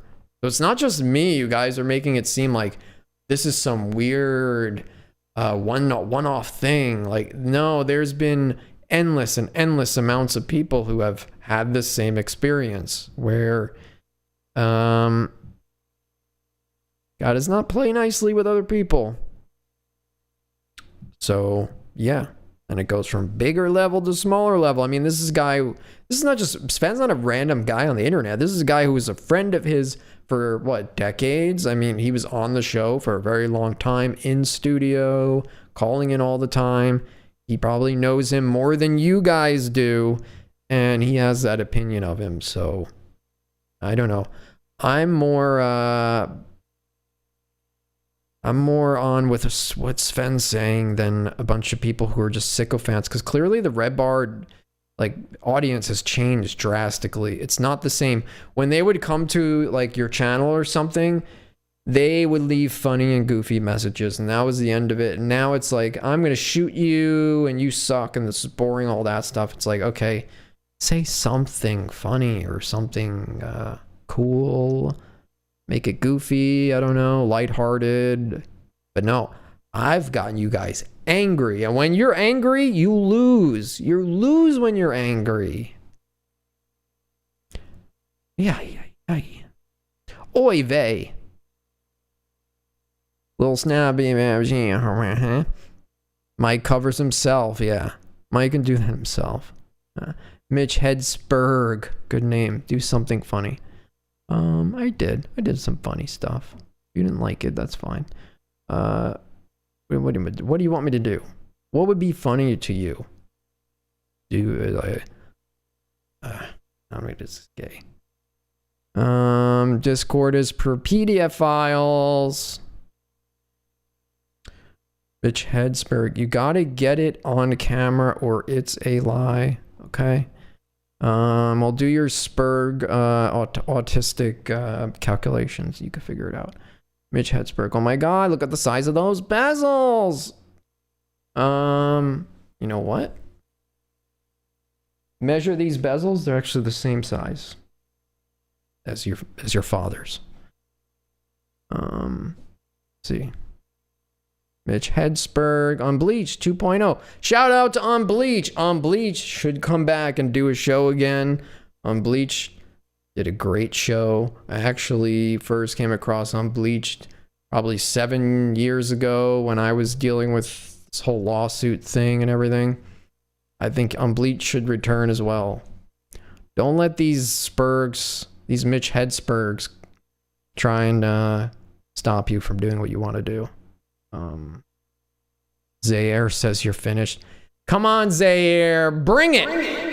I said Zair could come up on here and defend himself, but it's not going to look good because then if you do that, Zair, there's going to be proof showing it. And I highly doubt Sven would have done this whole thing of like, goodbye, Zair, you were a good friend, and now you snapped. Goodbye, Zair. Like, he wouldn't have done that whole thing. I'm sure it takes a lot to get Sven to actually get to that level of being annoyed with you and kicking you out. From my experience of dealing with him, and even the short span of time, he's been very reasonable. Even the phone call that's posted on this channel that is, again, I have explained, not me on the phone call. That's not me talking on the phone call, but I had the phone call, and I won't get into it, but I posted it, and it's at like 30-some thousand views, and I said to Sven, I will delete that video, all 30,000 views, poof, gone, if you say you don't like it and you don't want it up, and he said, I don't give a fuck, keep it up. So, there you go. What does that say to you? He doesn't care. Skills Karma. I wish more people would be like Lossless. Thank you. Thank you, Carmite. Infectamusher, who threatened you? Why did they touch you? Where did they touch you? This guy here, his name is King Nomad. He said he's gonna kill me. He's gonna shoot me with a gun because I criticized the Redbar people. And I saw someone, if I could remember his name, I would have said it, but I forget what it was. One of the comments in the BBG was like, this motherfucker better not say my name. And it's like, shut the fuck up. Shut up with all this. Like, when you get to that point on the internet where you're like, hey man, I'm gonna come to you and kill you and hurt you and physically assault you over something you said on the internet, you've already lost. Like, no one's fallen for that shit. I think maybe it kind of works to my advantage and maybe not explain it. I'm not going to explain it. But I think people think that I'm newer to this than I am, or maybe they misjudge me in some way. But where he thought, it's like, I know how to get. I'm going to write some messages where I'm going to do like Internet 1.0 tactics of like, we're coming for you. I'm going to go, oh no, I better stop doing a show. This guy's going to kill me. And if you get mad about this, fuck you, dude. You came on my comment section threatening me with violence and death. And this is all I've done is just showing your content. And I left you a nice little cute message where I said, great job, man. I hope more people go check out King Nomad. Ironically, his name is King Nomad. Okay? Little snappy Sven is cool. I agree. Sven is very cool. He's very, very reasonable. My conversations with him, he's very reasonable. XYD, I fail to see the anger. I do see one spur. This is steel toe level cope. I covered steel toe before, so if you want. And you guys are asking for this. I already did my segments, and I'm at the end here, so I'm giving you the attention.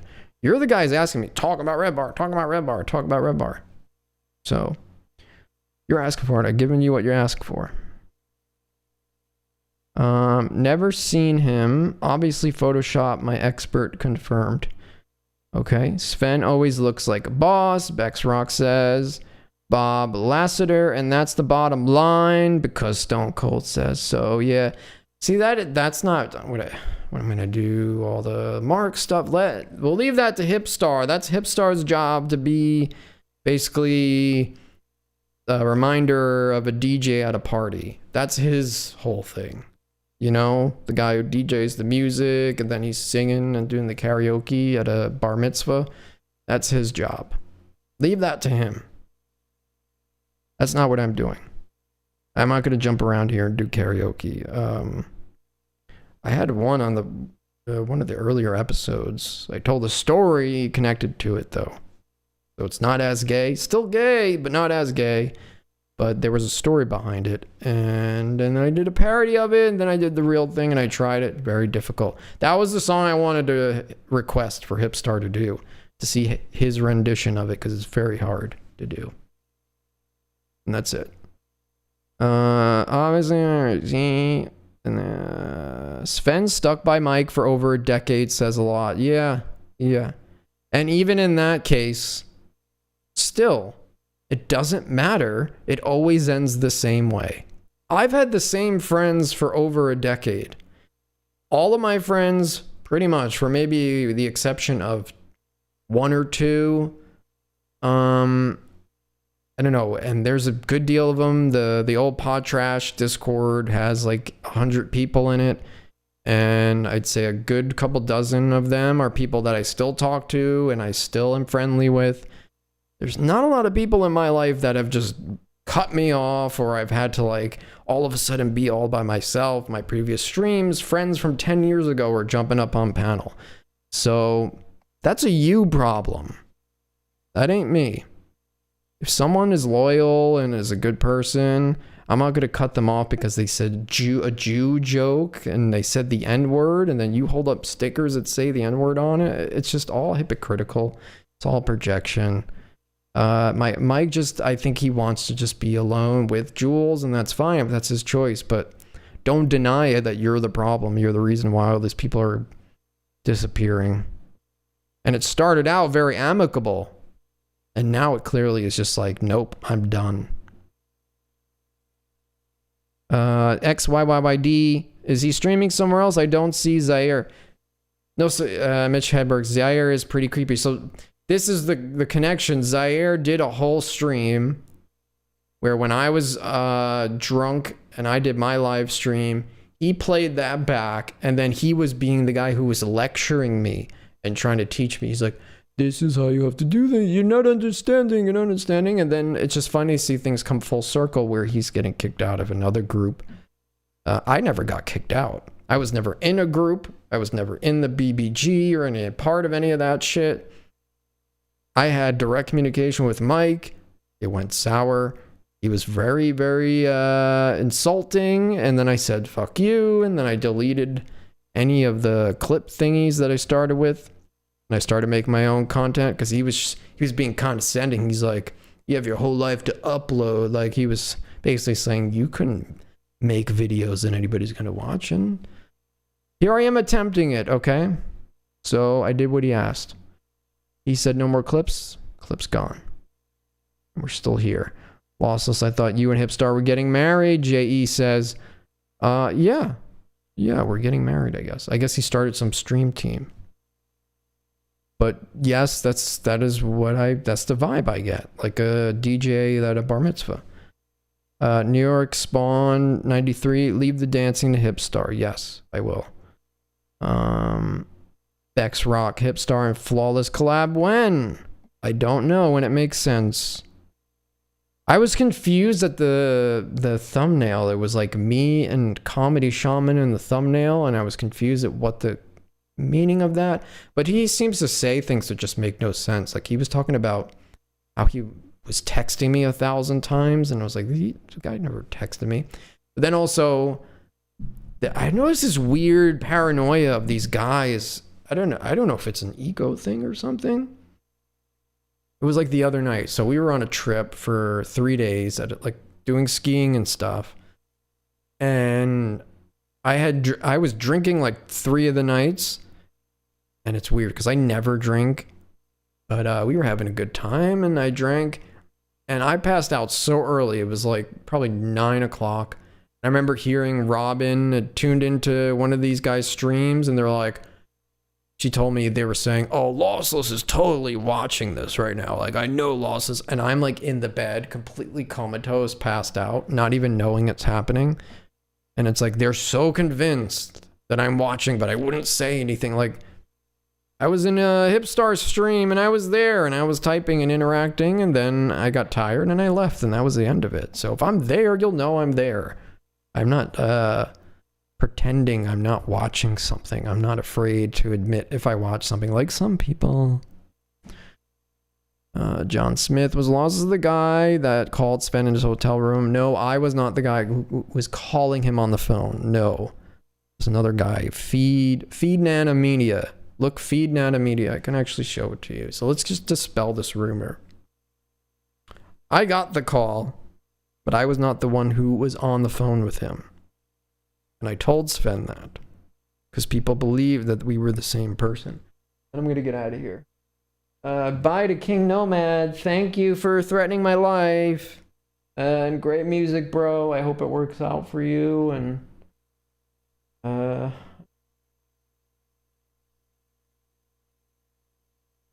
fucked up. Hurt my feelings. I'm a kid. Hardly worth risking a bullet for. Here. Okay, let's go. Feed Nana Media. I think it's one of the first thing it pulls. Here we go.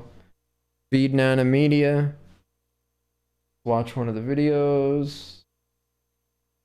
Here's one that'll. One Anthony Cumia. Barnes Noble Tribeca. Hi. You've probably gotten a few calls about this, but I am just calling to express my disgust of hosting one Anthony Cumia yes, book signing. Yes, so what we're doing is that I can give you a phone number so you can give a complaint. Okay. If you would like that. Yes. Okay, are you ready? Yes. All right, the number is 212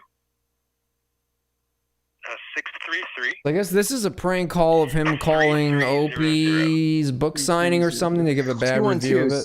212-633-3300. You can hear the voice there. That's his voice. Correct. Okay. We don't sound anything alike. So yeah, it sounds like you've gotten. I guess when you first hear somebody talking and you go, "Oh, that guy," you're such a thing. It's kind of like that when you first see someone. You know, when you see a stranger for the first time, you hear someone's voice and you see a stranger for the first time, and you go, "Oh, that guy kind of reminds me. He looks like this guy." Like people saying the Tony Hinchcliffe thing, and like when you get used to somebody, or people in my life, they're like, "What the fuck? No, that's not even close. Dude, sound nothing, look nothing alike." That I've noticed that too, but I'm better at it, honestly. I can pinpoint people looking or sounding like other people very, very well, and it's usually super accurate. I did it on one of the previous shows. I forget who I was. It was one of my friends, Jay Dummy, was playing a song, and it was one of his favorite songs, and I was like, why does the chorus of that sound like Peter Griffin? And he's like, what the fuck are you talking about? And then he started listening back, and it was exactly the guy was doing a Peter Griffin voice, and he's like, fuck, you've ruined the song for me. Now that's all I hear every time I listen to it. Like, that, I can spot people's faces and match it to other people. People do this weird thing when they're not good at it. They see someone, they go, oh, you look like Tony Hinchcliffe. Like, that's way off. That's way off. But you can keep saying it. It doesn't, I don't care. But yep, it is the same guy, John Smith. Yeah. It's kind of weird how that whole thing happened. Let's just say the call was given to me. Okay. And this guy who made the call was a guy deep into the BBG. He had friends in the BBG, names of people who were very top contributors, and he was willing to snake a mic. And that was the concept of that video, to show that even you people who act like you're like the biggest fans and stuff and top contributors could end up being this guy who will go and do a call and basically talk shit about, hey, the show is not as good anymore. Why aren't you guys looking for that guy, huh? Why aren't you trying to figure out who that guy is in the BBG? Maybe you should harass him, because what did he do? He criticized Mike too on the phone call. But yes, I agree. That was an amazing phone call. That's what I said to Sven. I said, I don't care how many views it has. It has a lot. I'll delete it if you don't want me having it up anymore. And he said he doesn't care. I said, it's a very good phone call, though. And he said no. So it will live on forever. You're welcome. Nobody has the tape posted. Okay, Leo Dominique, and I'm going to get out of here in a few minutes. Thank you guys for tuning in, though.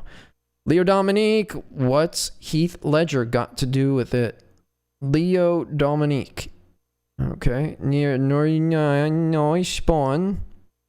No way, Leo Dominique. Leo, come back to the Discord. Leo, Discord, Dominique. Gonna get Leo Dominique on. Leo Dominique near spawn. I plan on stopping by for St. Patty's Day for sure. Skiing and stuff. Yeah, skiing. Yep. Infowar. One guy's wife is a felon who shot at a family over road rage LMAO. Another guy has a nug on his head and tried to pass it off as real hair. Infowar. Let's go. Yeah, by the way, can we bring up that message again? Hold on. Let me do this again. Because that's a good point. Now that it's been said in chat, I will say it. So this...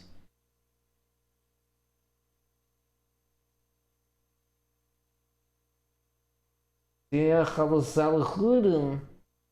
I gotta open it like this. Double tappy. Over here. Full screen. Yeah. So these are the guys in the Redbar Discord. Look, I hate this guy. Lol, damn bro, we can talk this out. He doesn't seem to be a big fan of you. I can fix him. By the way, I can fix him, says the guy who's abusive to women. You can fix me. I have a relationship. I don't abuse women. You can go through my whole fucking history.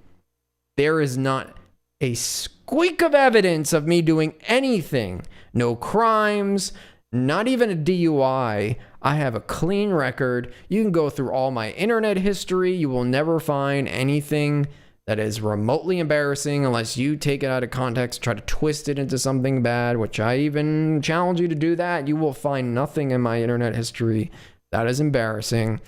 I am a good person, good citizen. I pay my taxes. And here is Nate Mover. I'm sensing too much darkness. Keep distance.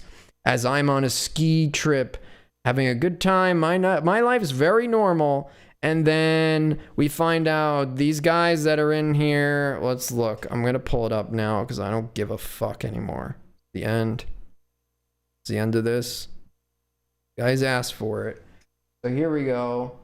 Let's look at people in the Redbar.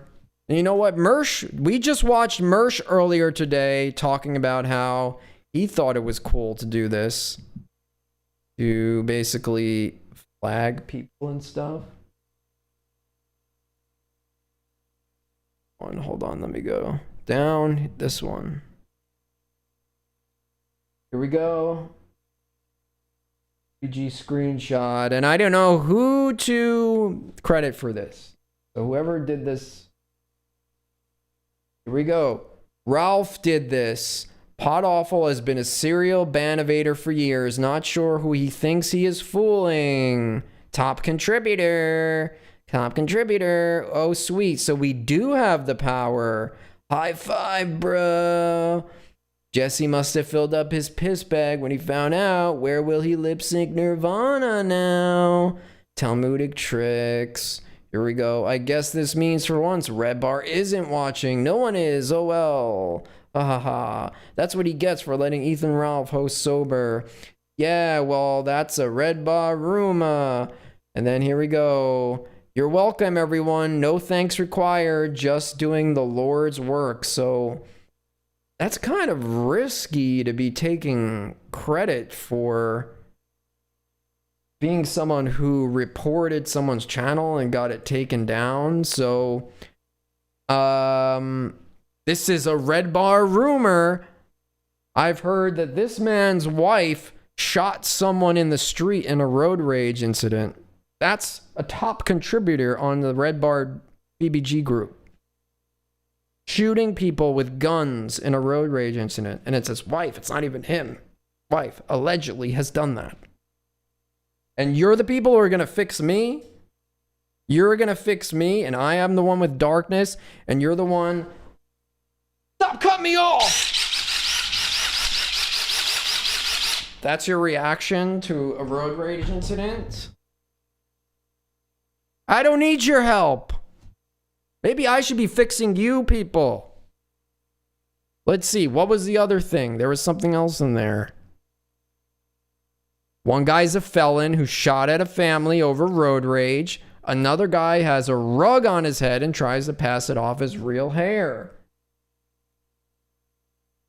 Real hair. I don't need your help. I don't need your fixing. Feed yourselves. Fix yourselves. Whatever. Feed yourselves. Okay, soup party. What up, Jack? Howdy, Bexa J. Blah, blah, blah. Beef turkey. Turkey. Ryan Kelley is breaking down in the BBG. I wonder why. Yeah, well, I mean, if you didn't actually do this, man, why would you take credit for it? That's pretty stupid. It's like, I get it, and maybe in your brains you think a YouTube channel is not something, it's just a YouTube channel. But no, that's the man's business, so you're fucking with the man's business. I don't know, if someone did that to me and I knew who they were, I wouldn't be going out there blasting people's information publicly, but I would handle it behind the scenes. So you're fucking with the guy's business. If you're actually admitting and claiming that it was you who did that, that's fucking with the guy's business. This is the way he makes money. And you're fucking with it by trying to take the channel down. Doing the Lord's work. Like, if you just don't like people, why don't you just stop listening? Tune out. The internet is even easier than television. You don't have to do anything. You just click, and then you could be watching something else. But you guys know you need to take people down. Like, and that's such a gag way of doing it. Really, it is. It's very gag. You can't come up with a better solution to, like, make fun of him or make something, do something.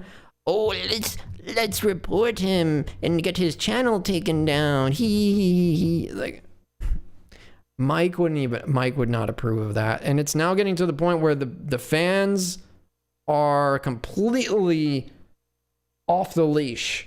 They have lost their minds, and Mike has no control anymore. These are top contributors, which means that they spend their whole time, their whole life in this fucking thing, talking on here. So this ain't some new guy. I mean, I don't know what it takes to become top contributor, how many posts, but I mean, this is a guy who probably has clearly been in there for a long time. Posted a lot of messages to get that title. It's a very prestigious title in there. And you're admitting to doing, like, flagging of channels. Jesus Christ. Like, Mike, show me an episode where Mike goes, hey, everybody, this guy that we don't like, everybody band together and go report his channel. And if there is evidence of that, then that's great, too. But from what I know, that is not the way he likes to handle things. His way of doing things is to goof on people. I'm like, hey, go to this guy's channel and write Redbar is watching, he, like a prank. Or write 444, and then the guy is gonna, Nick DePaul is gonna go, what does 444 mean? And it spawns into something funny. Isn't that the whole idea of funny? You guys want funny, and you find this is funny. Ha ha ha, we got his channel taken down. Hee hee. So when you come in here and say, not funny, do something funny, and this is what you think is humor, it's not gonna mean anything. It's gonna have zero value to me as a opinion. Yeah, try thinking for yourself. Cult. Thank you, Bex Rock. Yeah, follow things at a distance. Never get into like the group of it. And it goes for anything. And I know both opposing sides have their group things, but I feel like watch everything from a distance. And that's what I did. That's why I never joined this thing, even at the point, because season 17 to 19 of Redbar, I was into it because it was during the pandemic, like most people who gotten introduced to it. I watched it during the pandemic because he was flooding all the clips onto YouTube because he had no choice. He needed the ad revenue and to advertise and get people to sign up for whatever reason. I don't know the reason. For a whole year he was gone. And that's when a lot of people caught up on this and found out what it was. And that was my introduction. So yeah, but I never was like, if I get into this group, that's going to be the greatest thing. I need to get in there. Then I can be amongst all these people. No, it's easier to just be a guy who watches from a distance and just, ugh. When you get into the hive mind where everyone thinks the same and you can't have your own opinion, it's over. It's over. Beef Durkee says, Podawful wants to call in. Is that true? Hold on. I could have that happen if it's true. That'll be the end. What time is it? 11:23. 2.5 hours. Jesse, if you are watching and you want to call in, you can. I'm on Discord here. I have your thing open. They will be able to hear you. They should be able. Yeah, they should be able to hear you if I call you. But I want to make sure this guy's not making something up. And I know you can do Discord and all. I want to do it a different way where it's actual phone calls. Like I'll add the Discord too, but I want an actual phone number because that's what I used to do. I had an actual phone number up on the screen. You could call that number and then I could pick up the phone and actually talk. And you can block your number if you need to or whatever. Doesn't matter. Okay, XYYD. Okay, as I take it all back. What is this? The BBG. Ryan Kelley has 20% of the BBG blocked. He is the worst. Oh, so people don't like this guy. Oh, so it's very tumultuous in the BBG. There's even divisions in the BBG. He said, I'm not the only one who did it. Takes a lot of people to report a channel. Okay, but you're organizing. So now you're admitting it and you're organizing people. Some people made the excuse that this guy just wants attention and to be talked about, but that's a stupid thing to want to get attention for. John Smith, they are seeking Redbar's praise, so simply not listening doesn't suffice. Okay, me, suddenly this is pro BBG. Everyone hates Ryan Kelley. Reporting is not what usually goes on. People starting to distance themselves. It takes like 4 posts to be a top contributor. Really? Okay. Mike is definitely embarrassed by that type of thing. Mitch Hetzberg, I've never even interacted with the guy and I'm blocked. Flagging is unacceptable. No one in there wants that. Todd Laris, very sus. Gormvach, yo, Karma's a bitch. Don't F with people's YouTube. Yeah, that's very gay. Writing 444 is gay too, though. Fair enough. But I mean, at least okay, yes, but at least it led to content where then Nick DePaul was like, hey, what's this 444 thing? It's got to be some sort of like conspiracy theory or something. I don't know. Maybe it's Illuminati. And he was freaking out. He was like getting really scared, trying to figure out what it meant. And then he got really mad at the end and crumpled up the paper and threw it. And I remember the whole thing. That was good. I give credit where credit is due. That's the content I love. The Joe Diaz stuff, the Sam Tripoli stuff, Even when you cover Logan Paul and Big Mike, that kind of stuff was cool. Some of it, George Janko stuff. There's your praise. Is that all you want, though? Is you just want, give me more praise, as you all come in here and just shit talk me? Okay, we got Jesse on the line here. Let's see. Go and call. See if it can... 1 second. Let me just check my audio levels here. Input device.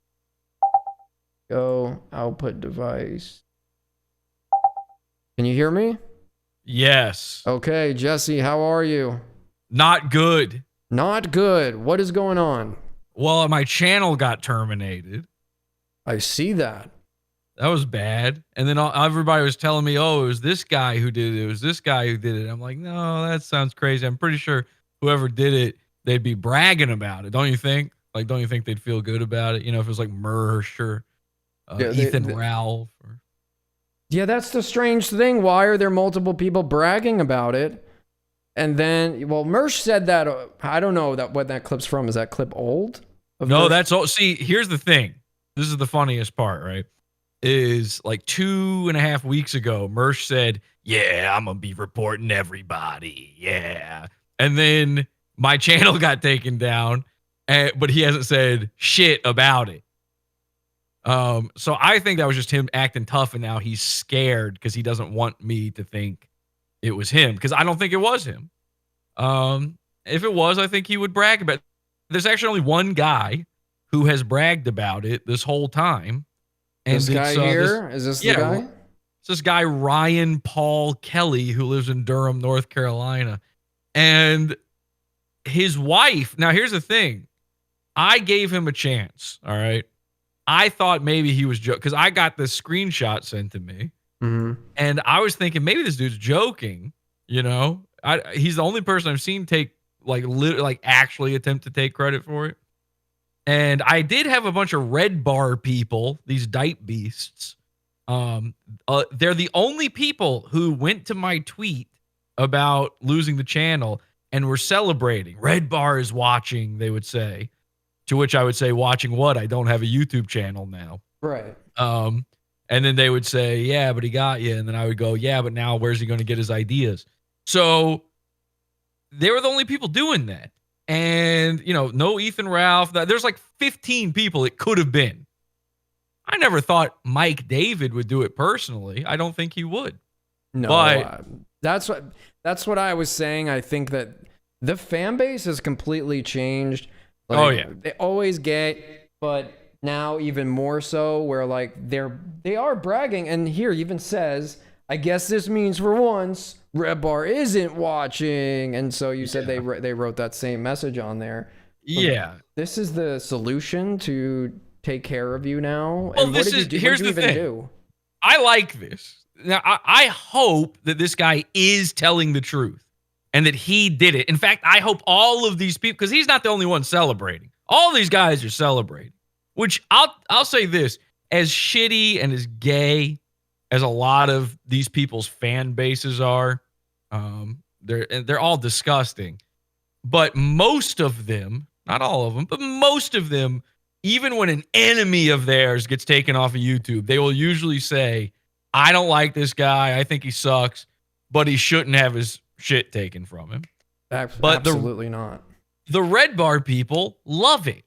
And I love that they love it, because it means that all these episodes I've been doing making fun of their grandma Mike have been hurting them. And worst of all, it means it's been, in their minds, it's been hurting Mike's feelings. You don't do something like this unless you are white knighting. This is a white knight move. And you don't white knight unless you think, you know, the emperor wears no clothes. He's been exposed. In this case, the emperor wears no clothes, but he does wear diapers. And it is 100% proven on that. By the way, like, that's no longer a joke. It's not just a meme. It's not just the phone call on your channel. That's confirmed, okay? Like, I don't want to tell tales out of school, but I have spoken to people who would know. Sold him the diapers? You saw him putting them on? Yeah, so I'm putting. Yeah, I spoke to Jules directly after she got done wiping. But no, I've talked to people who would know, And maybe it's been confirmed that it wasn't just a thing said out of anger. In fact, there's a lot of opinions that certain people have on Mike David now. And the biggest opinion from former friends of his is one that I've been saying now for months, which is that Mike is obsessed with one thing, and it ain't being funny. It ain't making a good show. It's about being cool. And the worst way you can hurt him is by showing him for what he is, which is an out-of-touch grandmother. There's an age. There's also an age factor in this. It's like, okay, if you saw a guy in his 20s doing the same thing, you may still say the same thing, but it's like, Mike is what, 40 something? Yeah, he's 43 or something like that. Listen, I actually don't agree with that. I mean, I understand why people would think that. And it's fine if that's your opinion. I don't have that thing in me that thinks like you're not allowed to, act a certain way because of your age or whatever. It's when you establish a pattern. If an old guy wants to dress cool, fine. If that's all he's doing. If an old guy is using his decade younger wife to drum up like current shit for him while dressing to look cool, while trying to create his own hype beast clothing line as if he's a 16-year-old on TikTok. When this dude is like, when it's all of these things, and then, do you think Mike David knows who the fuck Dasha from Red Scare is, or do you think Jules brought that in? Yes. You're no longer watching the new fans of Redbar, which I didn't like Redbar before. I'd already stopped liking it before this happened, but we're officially in a territory where you are not watching Redbar starring Mike. You're watching the Jules show. These are Jules's topics. They're her ideas. They're the things she finds interesting and funny. Yes, exactly. And so these new fans of his show, and again, the old ones are also gay, but the new ones are particularly gay because it's this like, and I hate saying stuff like this because I'm not a political person, but they're these left-leaning, lib-bent people who don't realize that Mike David is the N-bop guy. He's most famous for a meme where all he does is scream the N-word over and over again. These guys don't know that. They think he's the Taylor Swift guy, which is worse. Their argument would be, so that's the struggle I come to. A lot of these people will say they don't care. It's like, we don't care about Mike's history. We just care about what he's doing now. But it's also, like you showed recently, I think you showed a screenshot that you had done it, and then he puts up the sticker with the N-word, but then he also says it's not cool to use the word anymore. Yeah, he like gatekeeps the N-word, which is crazy. Yeah. Like he's the only one who's Jewish enough to do it.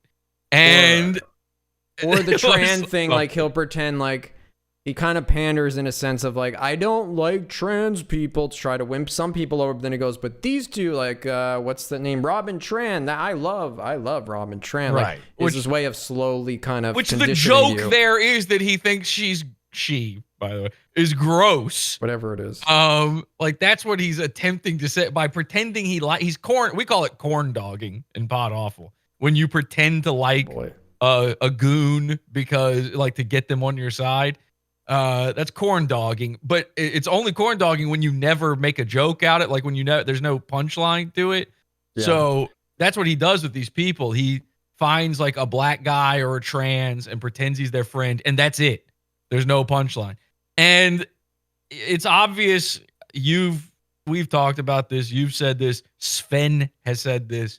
Anybody knows, like now he wants to be Ethan Klein. He's trying to, who's, to the guy that he made fun of for years. He's jealous of that guy's lifestyle because that guy's a fucking multimillionaire and he's crapping in a diaper in the Arizona desert. Like, I get it. I get why he's shooting for that, but it is sad and pathetic and it makes your fans sad and pathetic. They're the shittiest people that exist. So this Ryan Kelley guy, he's the complete opposite of what a guy trying to be cool would want as this is a guy wearing Redbar merch. All right. Every photo I found of this dude, it has him wearing the Redbar hat. How the fuck do they do that? Like I saw a picture of a guy who was He had the same exact outfit that Mike had the day after. I guess he does the live, then he posted the next day. He had the same outfit, the same shirt, glasses, pants, everything. How is it possible? So this is what they all do. They all try to live like Mike, which is crazy. Like, these are people who think that, doing a comedy podcast means you're copying Redbar. And meanwhile, I've seen it. They post in their gay little group photos of their like set up to watch Redbar, and they've all got the tray of Mike's knickknacks and bong and whiskey. They've all got they've got the lighting. They've got all that shit. They wear his clothing. They would wear his wrinkled old dinosaur grandma skin if they could do it. This Ryan Kelley dude, he just responded to somebody in the group a few minutes ago, and his own about me was to say like, wow, he's got a Twitter, which is like, okay, having a Twitter, that's normal. And the only reason you think it's not, if that guy doesn't have a Twitter, Facebook. What? Well, right. Having a Facebook is actually embarrassing. And by the way, it's also how I have all of your information, Ryan. You may want to switch to Twitter at some point, because I've got everything. And he's blocked me on Facebook now. Too late. Screenshotted it all. Got all your wife shit too. Got your mom. Got your whole family. All right. By the way, my criminal record is clean. I have nothing to do with this. So, but he thinks having Twitter's gay because he doesn't have Twitter. And then you have to think, well, why doesn't he have Twitter? He doesn't have Twitter because Mike doesn't have Twitter. This is the way these guys think, is they are trying to be like Mike.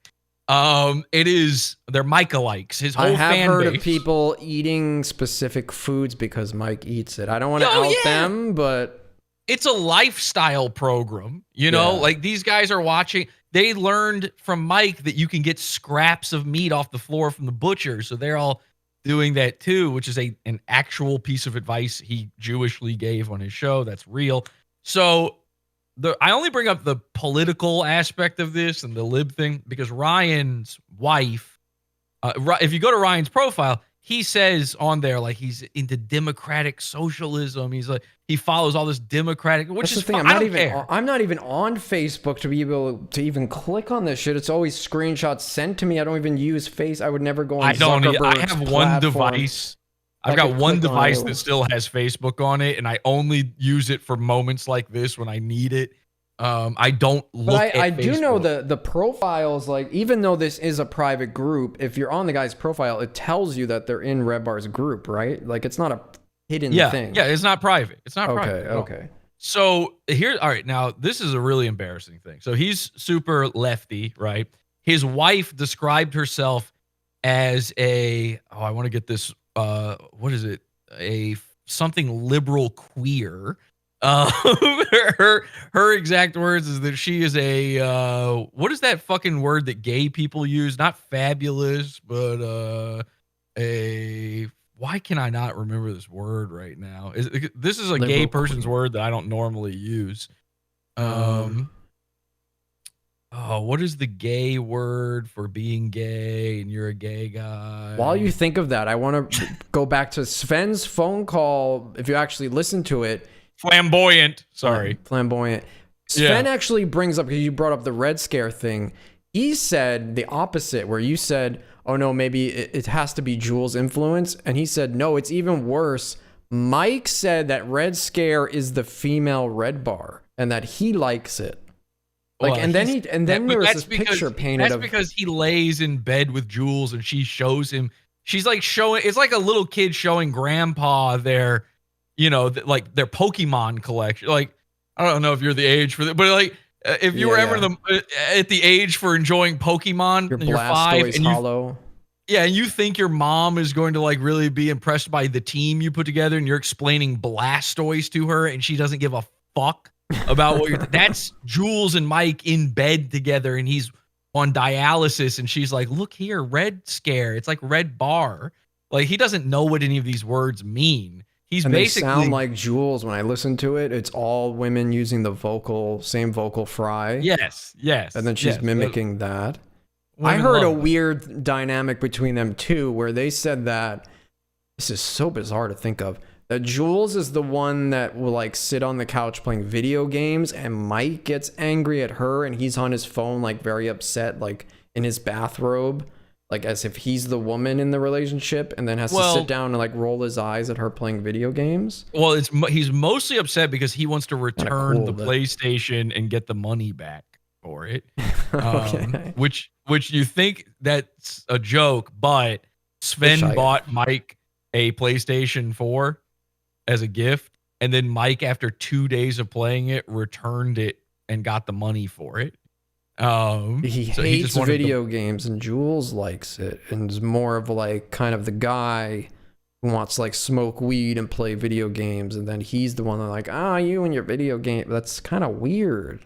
Like most people can't pull that off. It's obviously a bizarre lifestyle, but anyway, the point is this Ryan Kelley guy, it's sadder than you think, because he and his wife are, as she describes it, flamboyant liberal queers. And back in 2017, his wife, by the way, I need to say this because I made this whole long thread on Twitter about this shit. And unfortunately, I didn't know this at the time. His wife is in the BBG. She's just as much a part of this as anything. She's a fan as well. So like, don't think, I'm just attacking a guy's wife just to get at him. She's also into this. She's sitting there cheering him on while he's reporting channels and shit. They're both flamboyant liberal queers. She, back in 2017, she made herself a public figure by accident because she became a meme online because she became a felon. And the way she became a felon was she bought a gun. Remember when Antifa? Do you know what Antifa is? Mm-hmm. So remember when Hitting Antifa, people with bike locks in the head. well, they started buying guns. They're like, we're going to be like the conservatives and buy guns so that we can protect our trans selves and our queer selves. So she went out and bought a gun. And then she went on Facebook and bragged about getting a gun very easily. And she said, so one of her family members responded to her saying, I don't feel good about you having a gun, which shows you everything you need to know about her. And she got really mad, and she was like, I actually passed my background check because I have a safe personality. Now, all of this is fun build up to the fact that exactly 2 weeks later, she shot her gun at someone in traffic. She attempted murder. I feel like I've heard this story before. You probably have. I mean, this was memed everywhere. It's all over the internet. Yeah. Fiona Kelley, back then known as Fiona McCross. Did she do clown porn too? Probably. She looks like it. She's a big, fat, ugly girl. She had green hair back then, so she probably one of the Earth's bozos. I think I'm connecting the dots correctly. I remember there was a woman they kept bringing up, and she did clown porn. They kept posting photos of her in full clown makeup. And I think it's the same woman. And they mentioned she got into she was in a road rage incident and decided the best way to take care of that is to fire a gun into the other car that had, was filled with like probably Latino teenagers or something. Did she get charged for this, by the way? Yeah, you could kill somebody. Yeah, she tried to kill someone. She's a murderer. That's a murderer. And she's on the streets? She's got children now. She's got like three. They've got three or four kids together. She's a free woman. She has changed. Now that she's got Ryan's last name, she was Fiona McCrossin back then. So when you look up the memes about it, her name's McCrossin, but now she's married to Ryan. So now she's Fiona Kelley. So now, she's got this whole brand new lease on life. It's like she's a different person. So you go to her Facebook and it's a business profile, and she doesn't have the green hair anymore. She looks very normal, very natural, big and fat and ugly, big moon face, but very, you wouldn't expect the shit lib thing. Meanwhile, Ryan looks exactly the way you'd picture. By the way, all Redbar fans look like Hostbusters. I don't know what it is, but they literally all look exactly like Hostbusters. It's oh my god, Hostbusters. They're calling it the Redbar phenotype. It's like a Jewish thing or something. But Hostbusters anyway, calls Robin all the time. By the way, randomly, Robin, my girlfriend, randomly on Discord, just out of What? nowhere. We'll call her. We'll be out somewhere and doing stuff in our regular lives, and Hostbusters will call on Discord. And sometimes for fun, she'll answer it just to like entertain him. And he will have nothing to say, and he'll get scared. He's trying to fuck her. You know he's trying to fuck her. It's very do you know what happened with Hostbusters and one of the listeners of my show? They had sex. Maybe. He had sex with a guy from my audience. He cybered with a dude. Here's what happened. This dude, he's just a normal dude. He's not a gay guy. He's a normal dude. His name's Dirked. And he just, as a joke, made one of our friends' profile pictures his picture on Discord. And it's a girl. And Hostbusters saw that, assumed Dirk was a girl, and just started sexting at him. Just started messaging him. So Dirk was like, this dude is messaging me. What should I do? I was like, fucking entertain it. This guy's Hostbusters. He stinks. Like, mess with him. So he basically entered into a relationship with Hostbusters, turned Hostbusters gay.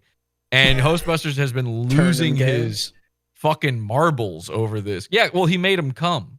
I saw a message that it was this whole thing with someone sent it to me, the shaman. I was laughing so hard because you said it was regarding the shaman thing, and you said, how can I make you gay? How can I make you gay? And I was laughing so hard at that. And that's like, you can't make a guy gay. I mean, no. Like, even if you get raped by a guy, that doesn't make you gay, right? Like, you're a victim. So this Hostbusters, though, believes that he was made gay by Dirk. But anyway, so this guy bragging about taking down my channel, I was very kind about this. It's extremely gay, and it's gay that this got that Mike and whoever his mods are were leaving this shit up to be seen by everybody and for them all to be celebrating this. I wouldn't stand for something like that. No, if I saw that and I was Mike, I'd be like, yeah, we need to get rid of this guy because he's a bad representation of my community if he truly doesn't support that kind of stuff. I'm admin the r/Mersh subreddit, right? And a bunch of people were trying to get Mersh kicked off of YouTube or Twitter or whatever. I put up a thing saying, listen, I'm not going to delete your comments for saying this, but you're gay. You're trying to remove content from the internet. This is the stuff we like to laugh at. So there's a clear difference there. They don't like Podawful existing because they can't laugh at it because it is making fun of their diaper man. It hurts them. So Ryan, I did the nicest thing I've ever done for anybody in this situation because I said in my head, this guy could just be joking, right? He's doubled down. That would be a dumb thing to joke about, though. Well, I agree, but he wouldn't be the first to do it. So I messaged him on Facebook and I showed him a screenshot of what he said. And I said, look, I'm being real nice here. Just apologize and tell me you were quote unquote joking and make a public apology in the BBG and we can just forget all this ever happened. And then I sent him a screenshot of his wife's mugshot just so he would understand what I meant by that. And he doubled down. He blocked me. And then he kept posting in the BBG about how he's out and out saying that this isn't even the worst screenshot. He's now posted about me in there at least 3 times. He's posted what he thinks is my phone number in there several times, things like that. And all because I made this Twitter thread making fun of him and his murderous wife. Which is not, he's calling this defamation. It's not defamation to say that someone who shot at another human being is murderous. I know firsthand. The guy having a criminal past who sued me for defamation, actually. And it's not. If it's true, it's not defamation. And in my opinion, if you shoot at another human being, you are murderous. Did this happen? Wait, the Twitter thread happened before your channel? Is this old stuff? Or this is happening. Oh, this is happening now. This doesn't make any sense. They wanted to take your channel down because Sven restreamed. That was my whole point. Sven restreamed on your channel a guy they don't even like anymore because they say he's a racist and not funny and he can't come up with jokes. He restreamed on your channel, so he wants to take your channel down because of that? Or is that 100%. I let Sven restream, not even solely stream to my channel, just restream to my channel. Yeah, he was on Sven, by the way, thinks all of this shit is like wild. He's like, this is exactly why I don't he left. deal with these people. Like, this is insane. He's got quite a bit to say. Sven actually is my best friend now. And mine too, apparently. He said it. we are very, very good friends now. And by the way, I've like found out crazy shit from Sven. Crazy I feel stuff. Sven, yes, I said it before. I saw the back and forth between you and him on Twitter a while ago. It was like maybe, I don't know, time's off, 2 weeks or something ago. And I could tell, even though you were fucking with each other back and forth, that there was a clear common understanding that, hey, yeah, I know this guy was good. Well, listen, I've always, Sven will never say this, but I've known him for years now. Yeah. Like for a long, long time. Since 2011, I've known Sven, and he's known of me. And we have had back and forths before, and he's always not but he didn't like me because he was best friends with Redbar. And I said, I have never once felt bad about Sven talking shit about me, because everything he knows about me is through this red tinted lens. And he admitted to me in a DM, he's like, yeah, you're right. To be honest, I only know about you what people have said. And of course, everything they say is lies. It's all just nonsense. I was like, he was like, I heard you, try to hurt people and go to their houses. I was like, yeah, I went to Ethan Ralph's house and gave him diapers. He's got a baby on the way. Like, that's not a bad thing. I gave Mike diapers too. He doesn't have a baby on the way. But these are all just misunderstandings. Sven's a talented guy. I knew that if he wasn't friends with Redbar, he'd have no issue with me. It's not a personal thing with him. And I don't care when other people online don't like me. That doesn't make me not like them. I hate that whole thing where if I don't like this guy, where even if you're friends, to force your friends to dislike the same people you dislike. Right. That shouldn't never happen. All you got to do is ask, okay, the last thing that happened on my channel was Sven streamed on it. Now we got multiple Redbar people celebrating this. We've got one guy claiming he did do the reporting on it. So then you have to ask yourself. Threatening. Here we got Todd, obviously not his real name. Todd Loranis, Jesse's whole family will be no more. I'm going to open up his chest. I will. What was the guy's name? Todd Loranis. Oh. Probably a fake name, I'm sure. Yeah. But that's the response. It's like, okay, Sven went on the channel. Who gives a shit? It's not a big deal. Then the response is, let's kill you. And they want to kill me too. Well, you got to ask yourself, why is it a big idea for Sven to fraternize with me when they're not even friends with him anymore? They don't and it's because they know in their heart of hearts, Sven has the Redbar secrets. He's got secrets. He knows the things behind the scenes, and he knows got invoices for diapers and shit. Yeah. And so they know he knows stuff that I could end up knowing, and they don't want me to know it. He said and if I know that at the end of the call, he said, and he wears diapers, and the guy was like, what? Wait, he wears diapers? And he's like, Sven caught himself, and then he's like, oh, if I wanted to go there, I could go there. So he alluded there was way more.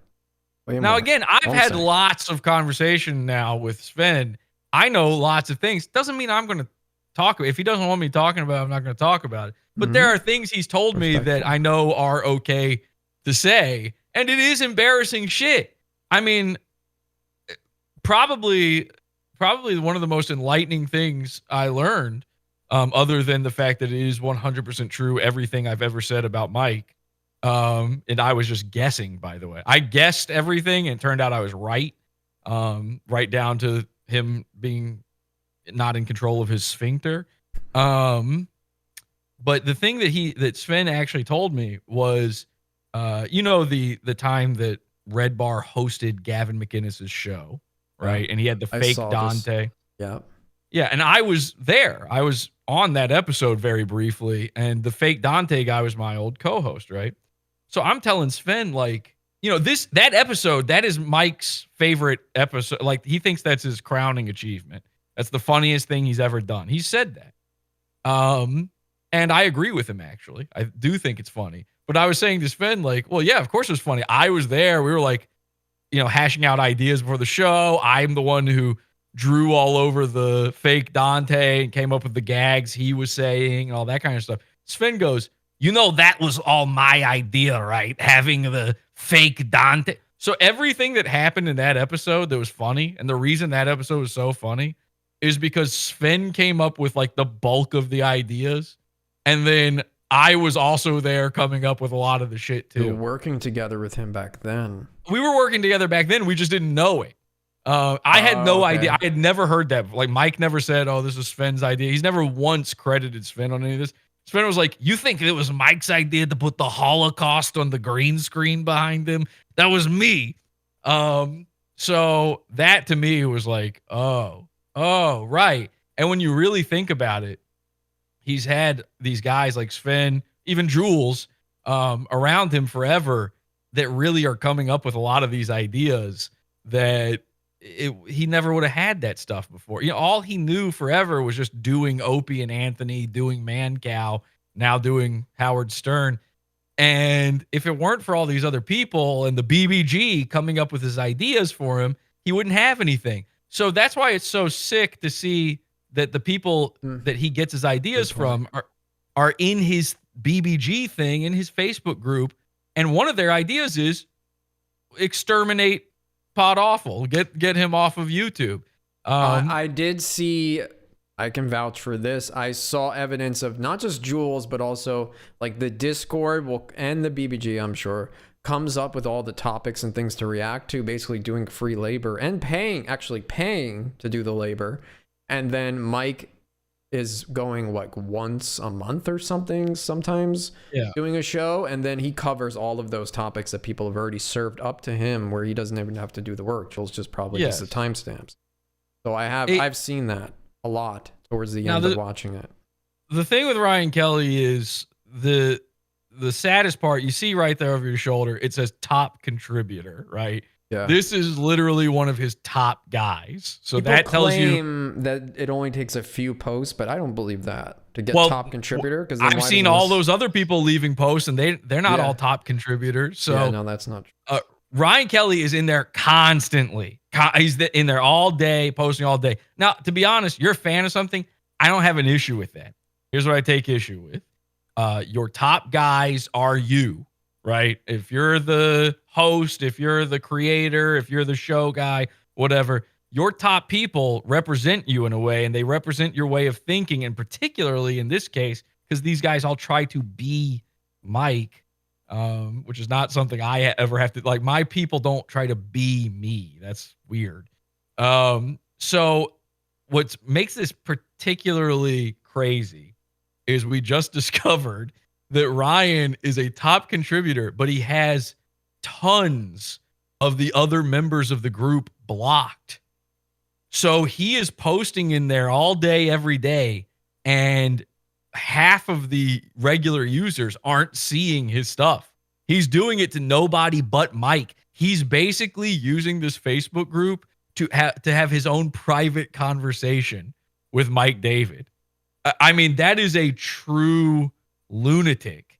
And me personally, I wouldn't want him as a fan, but Mike is leaving up all of his posts. He doesn't care. He wants his top contributor, I suppose. So I don't want to. I don't know. I just can't let it. I can't let him get away with it. And here's the thing. And this has nothing. This doesn't reflect on you at all, Lossless. I just want to be clear. I am going to find out what Ryan Kelley's job is, and in fact, I know what it is. And don't say it. Don't. I'm not going to say what it is. I'm not going to say what it is. I'm going to get him fired from his job. And that's it. Hey, I vouch for you, because people will say, oh, it's just a goofy YouTube channel. No, and that's your business. He's fucking with your business. Yeah, I wouldn't do that in any other case. No. I'm actually very well known for having created a system to Why is this save. Backwards, though? Why is this fucking image backwards on Discord? Because Discord flips it just because it's some guy keeps saying to ask. I don't know. It's a troll, I'm sure. Ask him about the dandelion. And I have a question I want to ask you that would be super interesting to cap this off. But sure. This guy said it 100 times. Ask him about the dandelion. Yeah, Dandelion's my nickname. They call me Dandelion. That's it.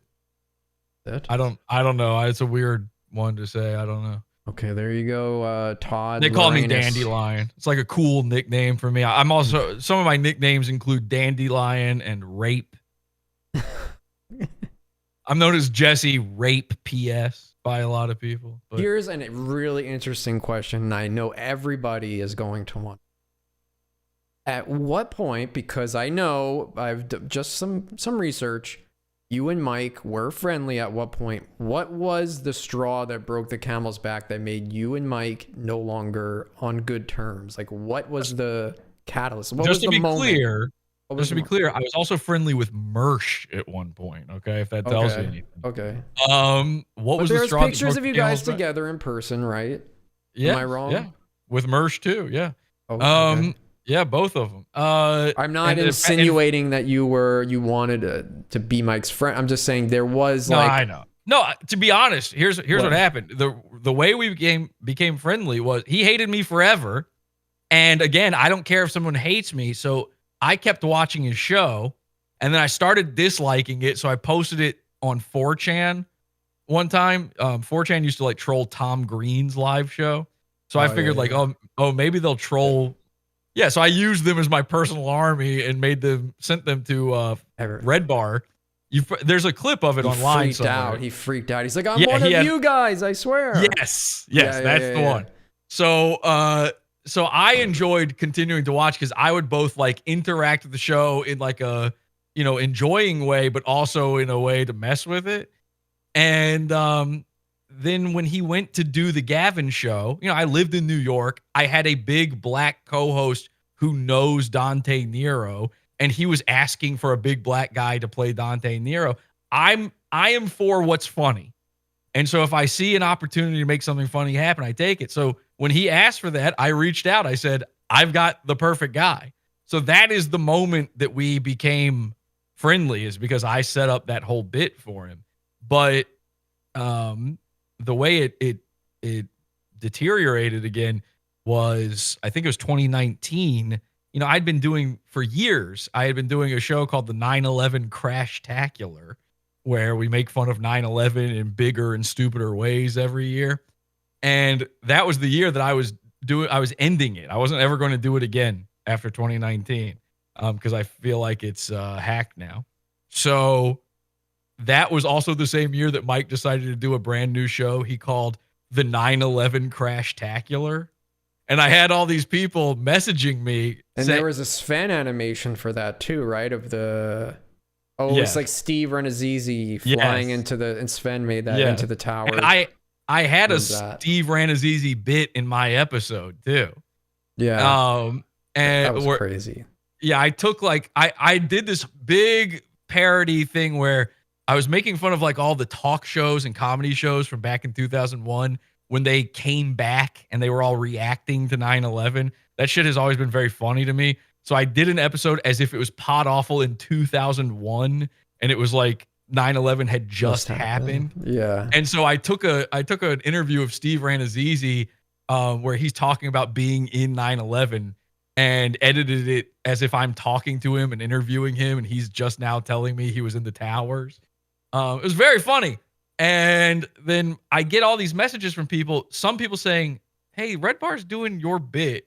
And then some people saying, you're doing Redbar's bit. And I'm like, I've been doing the Crash-tacular thing since 2013. I mean, it's cut and dry who did it first. And not that it's like a crazy great idea, but Crash-tacular is a pretty specific term. And so I said something. I just said to him, like, what are you doing? That's my bit. Like, you can't do that. And he instantly flipped back to like it was back in 2011 where he thinks he's above me again and, accusing me of all this shit. Meanwhile, I'm sitting there going like, I know you stole your logo from Man Cow. I know you stole your theme song from Keith and the Girl. Like, you're accusing me of stealing it. I've had this thing for years. And so that was it. After that, then people started noticing other shit. Basically for like 3 months, I just kept getting messages from a few Redbar people, a few people who listen to Redbar and Podawful, and they'd be like, you know how you did this last week? Mike just did it on his show this week. And it'd be like crazy specific little things where you can tell that means he's watching the show and he just forgot where he got it from and is now repeating it. Like these really minor sort of things. But I'm like, are you insane? After all this time, you're going to start copying me now? That was literally it. I never said like, oh, it's over. I hate him. Is that what led into this phone call that I played it on the last show where you and him are arguing? He's like, Jesse, you copy me. I can do oil on a bike. It doesn't make me whatever the stupidest analogy. That phone call was from like 2011 or 12 or something. 2011. That's from a long, long time ago, which is why I sound like a little girl in it. But you sounded really young in it. It seemed like a guy trying to snuff you out because it wasn't like, hey, let's just make fun of this guy. It seemed like he was trying to like get you to feel like, oh, I shouldn't do this anymore. This guy really fucked me over and made me look stupid. But back then he sent I had just started my show a few years before that. And it's a really small show. And he sent all of his listeners to go and leave like negative comments and shit on my iTunes. He was trying to kill my show. And I'm on episode 4, by the way. And I've been getting death threats. Yeah, exactly. From Redbar fans. I realized in 2019, basically, like, oh, this isn't the same guy. Like, I'm not that small anymore, and he's not that big, and iTunes reviews don't fucking matter, and he doesn't have a way of attacking me anymore. And the other thing I realized was, he has finally figured out that I'm not going away. I'm not like some fly-by-night operation where he's just going to destroy it and it's going to be over. Like, I'm bad news for him. It's just true. And he knows that, and he saw that back then, and that's why he wanted to snuff it out. I don't like to call it competition because that's retarded. You can listen to a million shows. It doesn't matter. Yeah. But he seems to think that's the case. I don't, but he seems to think that's the case. So, you don't want the guy sticking around who knows, all your embarrassing things when your entire life is based around trying to look cool on the internet. I don't mind looking dumb on the internet. I do it on purpose. Mike is obsessed with looking cool, and there's certain people out there that can undo that for him, and I'm one of them.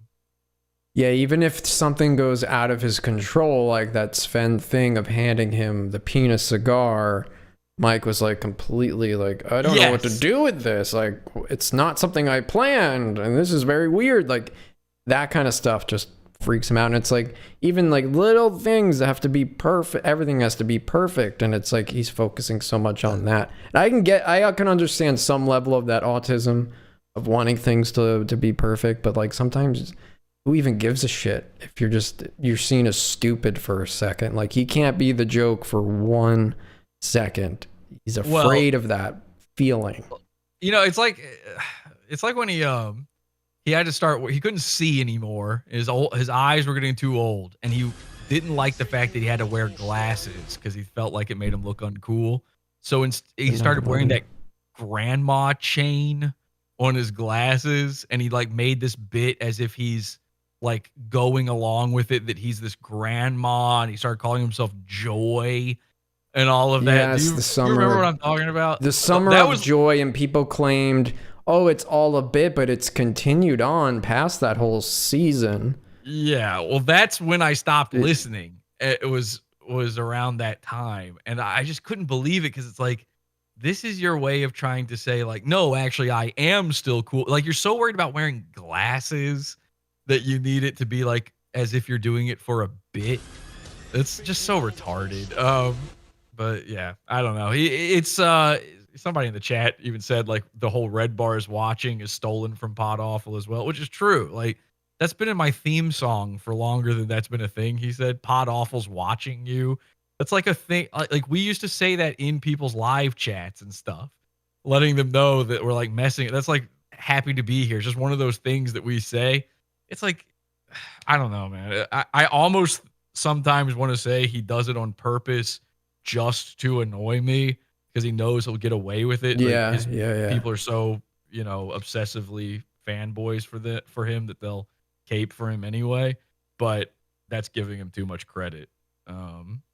everything he does is stolen from somebody. It's not just me. There's nothing like original going on there. And for some reason, he gets all of this slack as if he's like the guy who invented podcasting, which is crazy. I mean, now he's got, the whole year that he was gone and he had like pretty much no overhead because he wasn't doing shows. And that's how I found out about him. I'm sure a lot of people did. The pandemic flooding all of that content onto YouTube. And then back then I thought my thought of who he was like, oh, this is like the internet villain, and his whole goal is to get into these insane conflicts and get these people who would never react, these comedians that are so above him, to react out of character. And I was like, this is kind of interesting. He's getting Sam Tripoli and Joey Diaz to like saying they want to kill him, and like these are guys that shouldn't be doing that. And then quickly it just went into a whole nother direction where like you said, I feel the same way, where it's like he wants the H3 fans because like at that age he probably figures this is easier to just be the guy where it's all about fun and hey, who wouldn't love a bunch of lesbians giving me $10 and $11 a month? Ethan Klein's a millionaire and some lesbian sends him $10 to say, and they never even read or acknowledge those messages. That $10 goes into the void, into Ethan's pocket, and no one ever hears about it, but those people just keep sending it. Yeah, I mean, I used to, obviously, that's my sort of thing that I'd be into, is I used to like the stuff where you're, getting somebody so mad that they want to kill you and they're so much bigger than you, getting them to react that way. But of course, I liked that. I was the guy getting him to do that in 2011, back when that wasn't what he was doing. You know what I mean? Like, he was the guy with a show so much bigger than mine, and there's that recording you played of him saying he's going to kill me because I'm making fun of him. Like, he used to just, all he used to do is talk like any other podcast. It was like sitting, three guys sitting around talking into microphones, and that's it. There's none of this making fun of stuff, making fun of internet things. All of that shit came when he tried to get big on YouTube to get that audience, and it worked. But I have certain thoughts about his whole this arc that has sent him to where he's at now, where I'm pretty much positive he bought a bunch of subscribers on YouTube, and there's a reason he did all of those YouTube videos and then just stopped. Like, why not put out your own clips now? And all these people are getting so many views and making money off of Redbar clips. Why not just keep putting those on the YouTube channel? I have a theory, and I don't want to toot my own horn here, but I'm going to do it anyway. When I was making some of the original videos on my channel, I recognized, because he did a whole intro. He's never done this before. It was like early season 20, and it was after the Sven call came out, and like he made this intro video where it's like, oh, last week on Redbar, and then he did the imposter contest where it was kind of trying to subversively say like everyone's trying to be an imposter of me.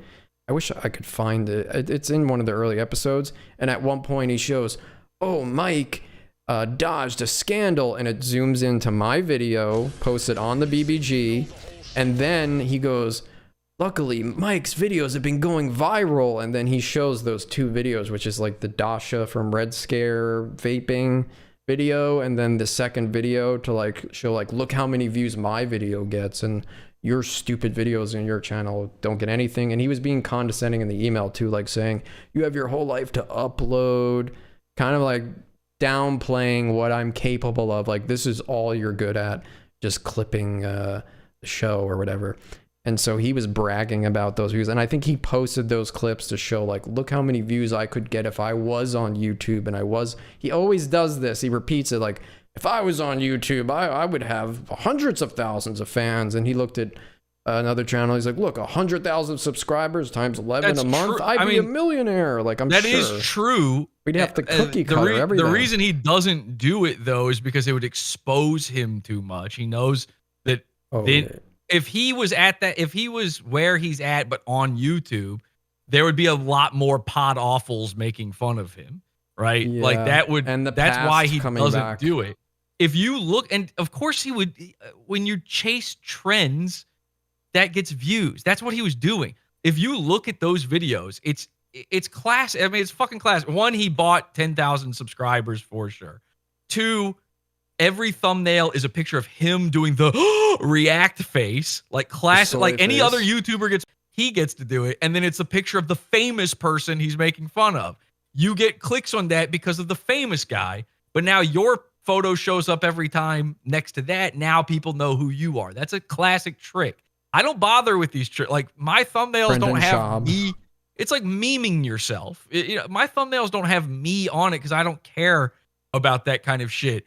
And then I was like, at one point, I'm probably I was doing it wrong. I'm this. doing it backwards. It's me and then not the people I'm talking about.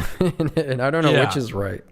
I one time was looking into this because I just had a feel. I was like, how come he's chasing this trend and nobody calls it what it is? This is his greatest skill, is not getting called out for all this obvious shit that he does, that everybody else gets called out for. But for some reason, he's able to skirt it.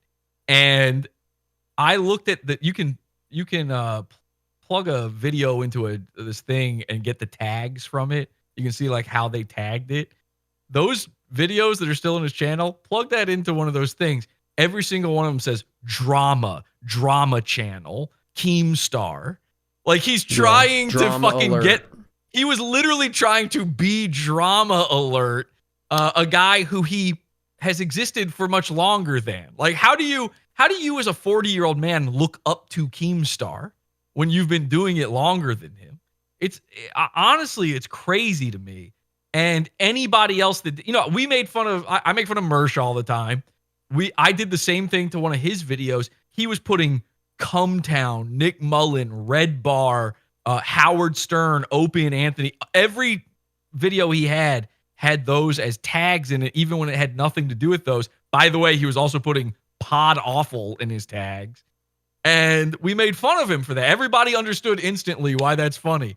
No one does that to Redbar. Drama channel. You're a fucking 39-year-old man doing it. Like, it's crazy. I don't know. Just one of those things. Yeah, I mean, if I've this video here got this many views, what is it, 170,000 or something like that? 179,000 views. Why wouldn't he continue doing what I remember him saying something like, "Oh, posting your own clips is gay." That was one of his things. But also he says, "Oh, getting too big is gay too." Like, yeah. why But he was is chasing that? getting big. But he's chasing by talking about the most famous people. I don't get. Right. That is exactly my point. What's the goal there? To get your name out as much as possible, but then try and filter and curate the people that actually, you can't control who's watching and signing up to your shit.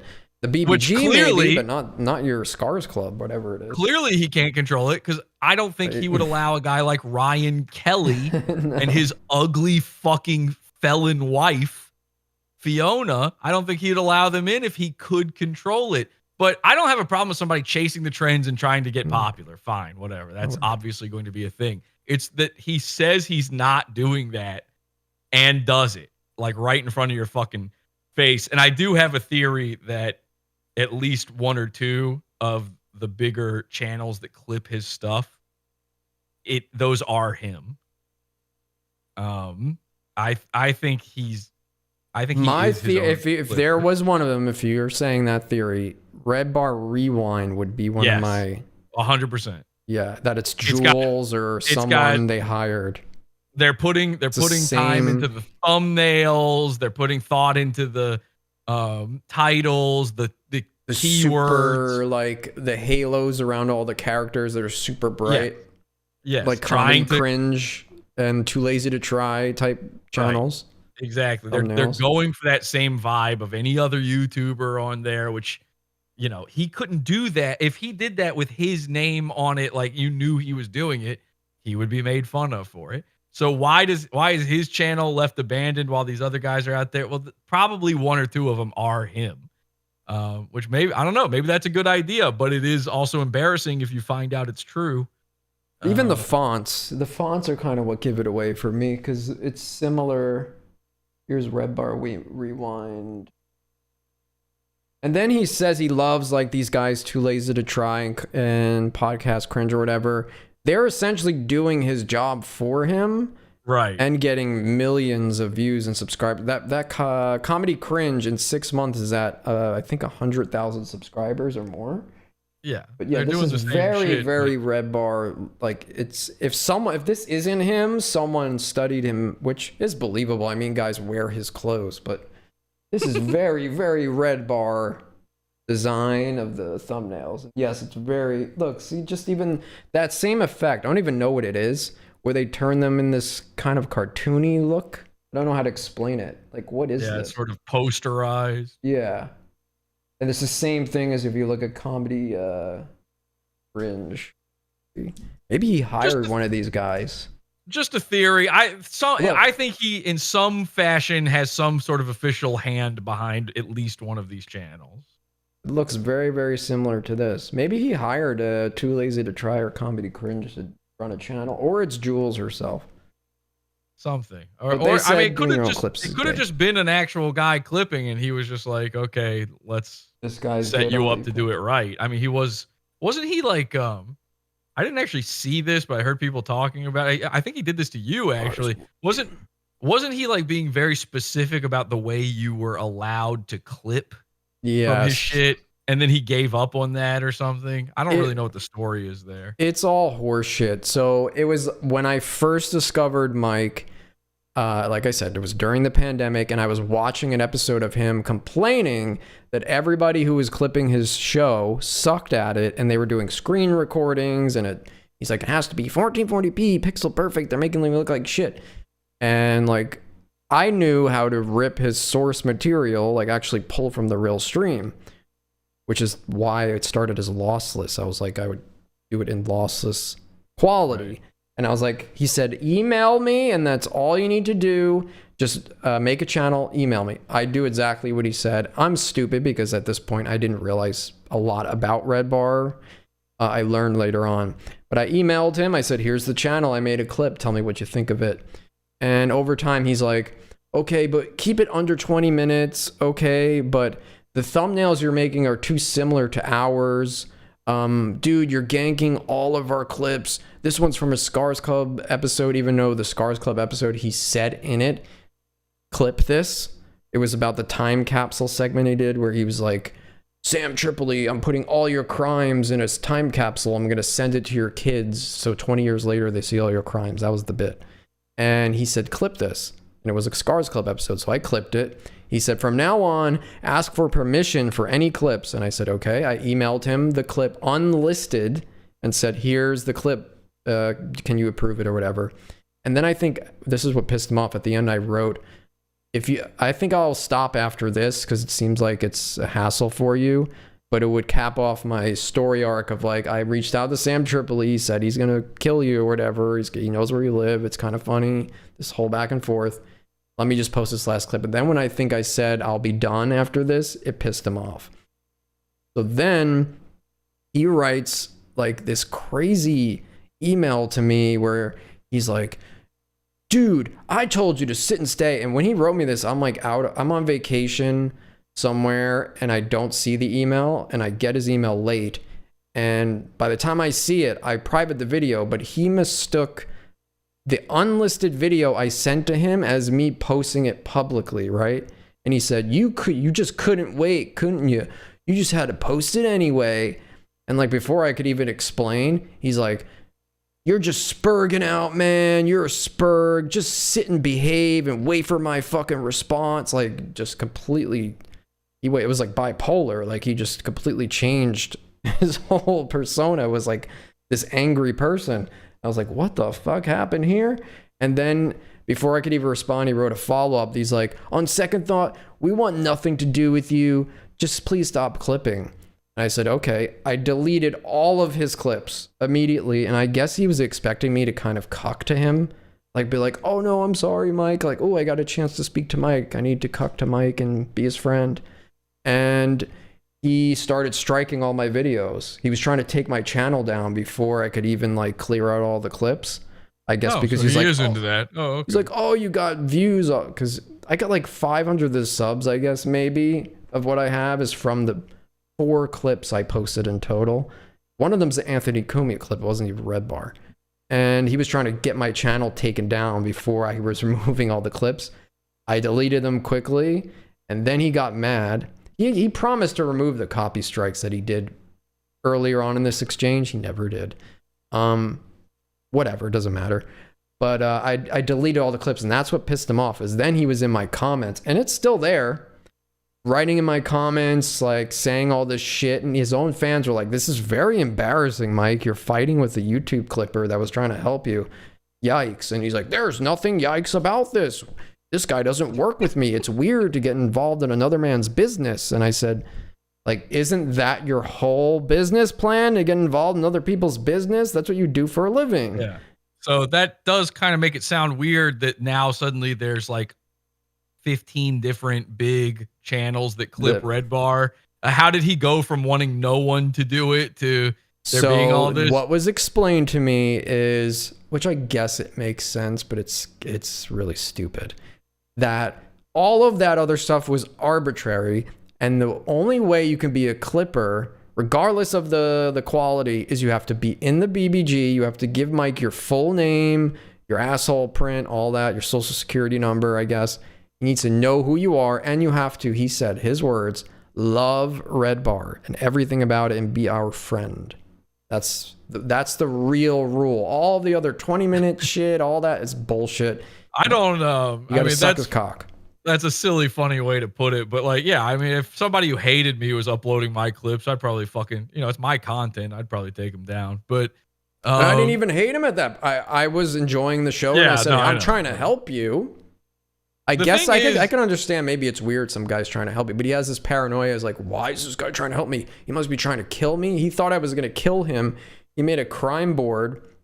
Like, I made some funny, goofy videos just like to fuck around with the situation to make it funny.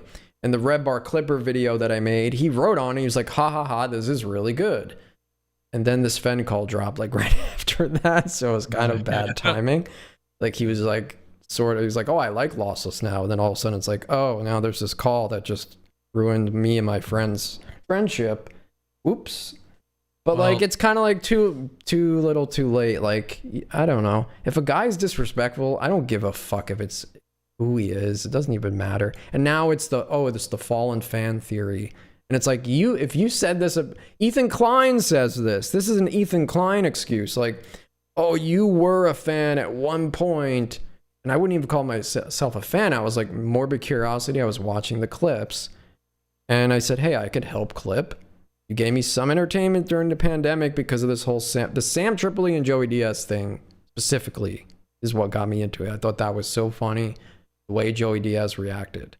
He went crazy. He was acting like a mob boss, that he was going to kill Redbar over it. But now we're seeing the same fucking thing from his own fans. They're trying to kill me. And you. Look, there's guys in chat saying they're going to open your chest. Your whole family's dead. Yeah, I mean, there's a guy asking, why do you guys hate I don't know if Lossless hates Podawful. I don't hate Redbar. I hate his content. I think it stinks. Yeah, it's not like I want to go drive to Mike's house and snuff him out and I do hate his fans. I hate Ryan Kelley. Yes. Like I am going to destroy Ryan Kelley's life. Like seriously, like I know where he lives. 90% of the problem is the fans. I really am going to do that. But I don't hate the guy. I don't hate the diaper guy. I feel bad for him most of the time, to be honest. But yeah, anyway, I know for a fact there's a lot of big YouTubers, like from middling to very big. They all have those like secondary channels where they post clips, right? But I know I've talked to people and know for a fact that a lot of them also run their fan clip channels.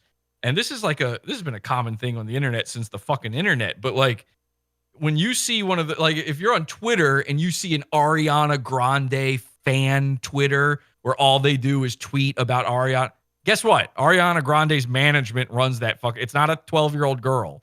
It's like they run that shit. So if I know that, obviously fucking Mike knows that and would utilize that. We're talking about the guy who was chasing trends, posting clips with the drama channel hashtag in it. Like, it's not a secret that that's what he's going for. And isn't it convenient that he went from hating people clipping his stuff to now there's all these big channels clipping it that get tons of views, which how did those even get found? It's not like people were typing in Redbar and those came up. You can see just as many channels that get no views putting up Redbar Did you see Redbar World? Did you get a chance to see that one? I don't, maybe, probably. Oh my God. The guy got bullied into deleting. So he had a channel called like Duck Man Reviews or something where he wears a duck mask. And it's like a mukbang channel. And he just eats food pulls the mask, eats food and like reacts to stuff, I guess. And his own channel had like 100 views per video and like 20 subscribers. So he became Redbar World, a Redbar Clipper channel. And then once he got monetized, he was like 1,000+ subs. Suddenly he just went live one day with like a set where it's a camera forward and he had a weird kind of gay wall print. And he had like this light bar and he was talking in a gay voice. And he had a TV here or on the other side. And he's playing Redbar and he went, "Hi, everybody," like talking like that. And then Mike said, this isn't crazy because you got clippers on here. They're going to see my clips. And he kind of self-insulted himself. He's like, they're going to think that's the new Redbar. And so they had to bully this guy. All the comments like, this is shit. Get this guy out of here. I wish I could find it because you will laugh so hard at the guy. It's on one of my older episodes. I showed who he was. I was like, Mike, you didn't want me to clip and this is what you're stuck with now. And I show the video. It's very, very, I can pull it up. I need you to see just a few seconds of it because you're not going to believe this. And some people are claiming maybe it's a joke, but they're like, no, he's doing Summer of Joy voice. Like, he's not really a gay guy. But he's definitely, it's pretty embarrassing. And he wasn't saying anything either. It wasn't adding commentary. He was just eating food while playing Redbar. That's so funny. Let me find it. I can find it.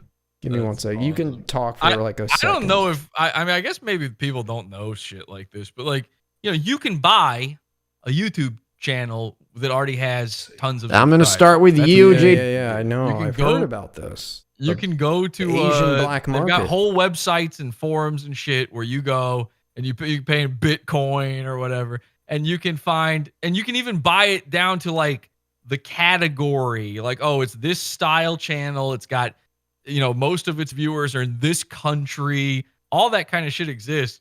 Like, I assume you know who Millhip or Hipstar is. I have come across Hipstar just recently. Yeah. So the channel he's on, he got terminated from YouTube, but he got terminated because he keeps showing his asshole on stream, and it was like an actual legit termination. So he didn't want to have to get his 1,000 subs again. So he went and bought one of those channels. He bought a channel that had 6,000 subscribers on it. And we know he did this because it still has the URL from what the channel used to be on it. Yes. And it's a channel that was, I think it was in Portuguese or something. Like the people who are subscribed don't even speak English. So imagine you're subscribed to a fucking channel you like, I don't know, some travel channel or something.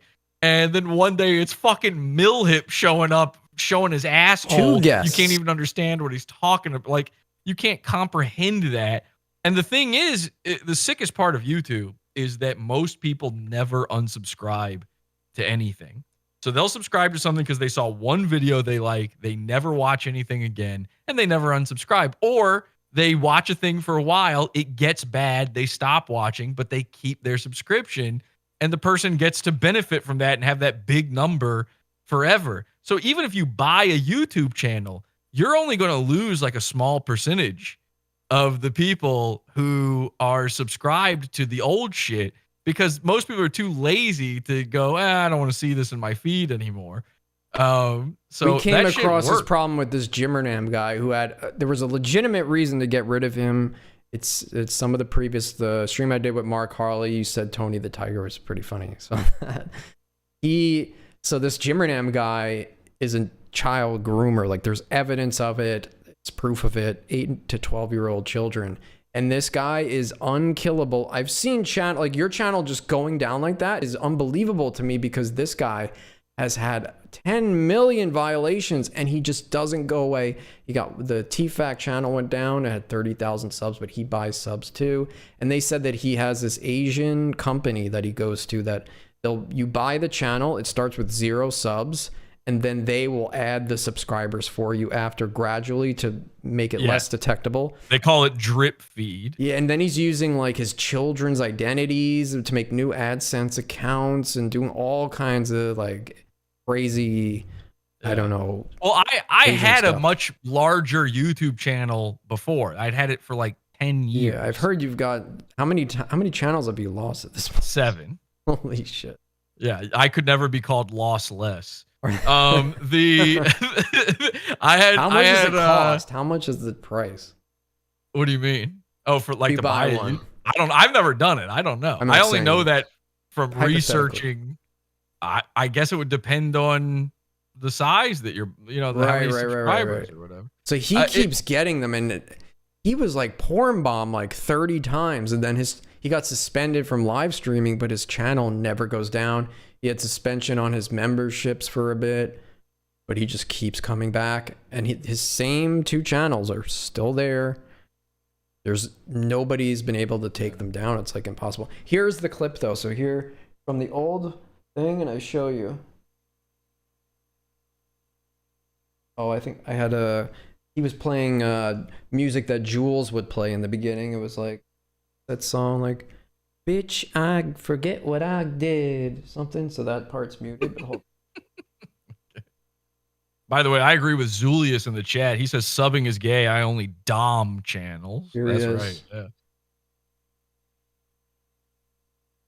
What the? His voice will come in. It's muted because of the music. Isn't there another guy who wears a pink ski mask on YouTube? Yeah, like Tom McDonald or something. Anyway, guys, thank you for No, tuning like in and guys helping me with my test. If anything goes wrong, just let I me think know. it's actually called ski mask. This is what you guys want. Enjoy. Some of my shmee. Ugh. Look at my shmee. Oh, right. Oh, I can't hear it. Please first let me know if I know Can my you hear video's it? fucking up, but I know it's it'll not come coming back through here and for there. me. It's Let probably me know just if you can hear my soundboard. Oh my god. He has a soundboard. Hopefully you heard that. It said, "Oh my God, Jew." So, if you heard it, let me know in the chat. Anyway. Oh, there we go. Yeah, I can hear My you. burger test is what we're gonna do today. I got a burger from a local place in Chicago called Small Cheval. And the reason I'm doing this test, I have a bunch of exciting interviews lined up with What is comedians, YouTubers, and more. No, you don't. No, you don't. So this freak here reached out to Mark, by the way. That ain't happening. So yeah, this is what you get now. This is your Redbar clipper. He's got a book here. Great Jews. Enjoy of that, Piss guys. Sports. I don't know what else to say about that, but let's take that down. Why Look is at he this. doing What is that going for? on? What is this guy doing? By the way, if you called weed shmee, I would have never smoked weed in my life. If you call weed Great shmee, Jews in if you told sports. me that people called it that, I would have never smoked weed ever in my life. I can't take it. I can't take it. Who says that? This guy or Redbar? That's a red. Yeah, it's a red bar. The Jim Beam lingo, and then these people like start saying the word. Don't start saying the words that the host says. Don't do it. It's cringy, guys. Like shmee.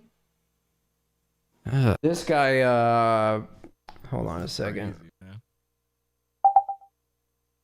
Why? It's because there's 2 different inputs. That's why you couldn't hear before. You hear me now, right? Yeah. So this guy, Rich Fassett, Mike was going to embarrass him because he went on Kill Tony and did an impression of Tony Hinchcliffe that apparently killed, and they edited him out of the episode because Tony demanded Brian Redband edit him out. So he came on, and then Mike covered this guy and was like, I'm going to give you $300. And it was then he posted the guy's private messages in the BBG where he's like, look, he actually asked for the $300, you know, that prank where it's like, he asked for the money, that whole thing. And so he caught wind of it, And then he wrote a message to Mike saying, I hope Sam Tripoli finds you and guts you like a fish. And then Mike was like, whoa. So I reached out to him. And at this point, I had watched a good enough of Mike's content to be able to predict what he was going to do. And we go through this in the whole episode where I show, like, I said to this guy before it even happened, I said, Mike, I guarantee he had a giant check prepared for you for $300. So when you came on his show, he's going to go, here's your $300 and make you look like an idiot. And now that you've wrote him a message and said, I hope Sam Tripoli guts you, he's going to scratch your name out and write Brian Redband. It goes to him because now you suck. And now we love that Brian Redband edited you out. And I have all the proof of this in the video. I showed it, the timestamps, everything. And sure enough, then Mike had to, an angry Mike, pull out this giant check for $300 and cross out his name, put Brian Redband. Then, so he was predictable at this point. I predicted his every move, and I think that kind of pissed him off. And then he did this whole speech. He's like, you don't want your host to be predictable. Like, don't be happy that you predicted what I can do.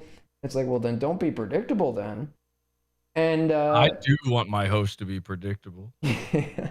He thought he was going to kill Mike too. So that whole bit Mike did with the crime board was about thinking me as the clipper, this guy Rich was going to murder him. And there's a whole, if I can go to that clip. That's why I made the Redbar clipper video. Crafts to create a crime board. Who kills Mike David? And you'll see the clipper down there in the bottom corner here. This is to represent me, I guess. And then you got Joe. He's here it is. You're not going to hear the audio, but here it is.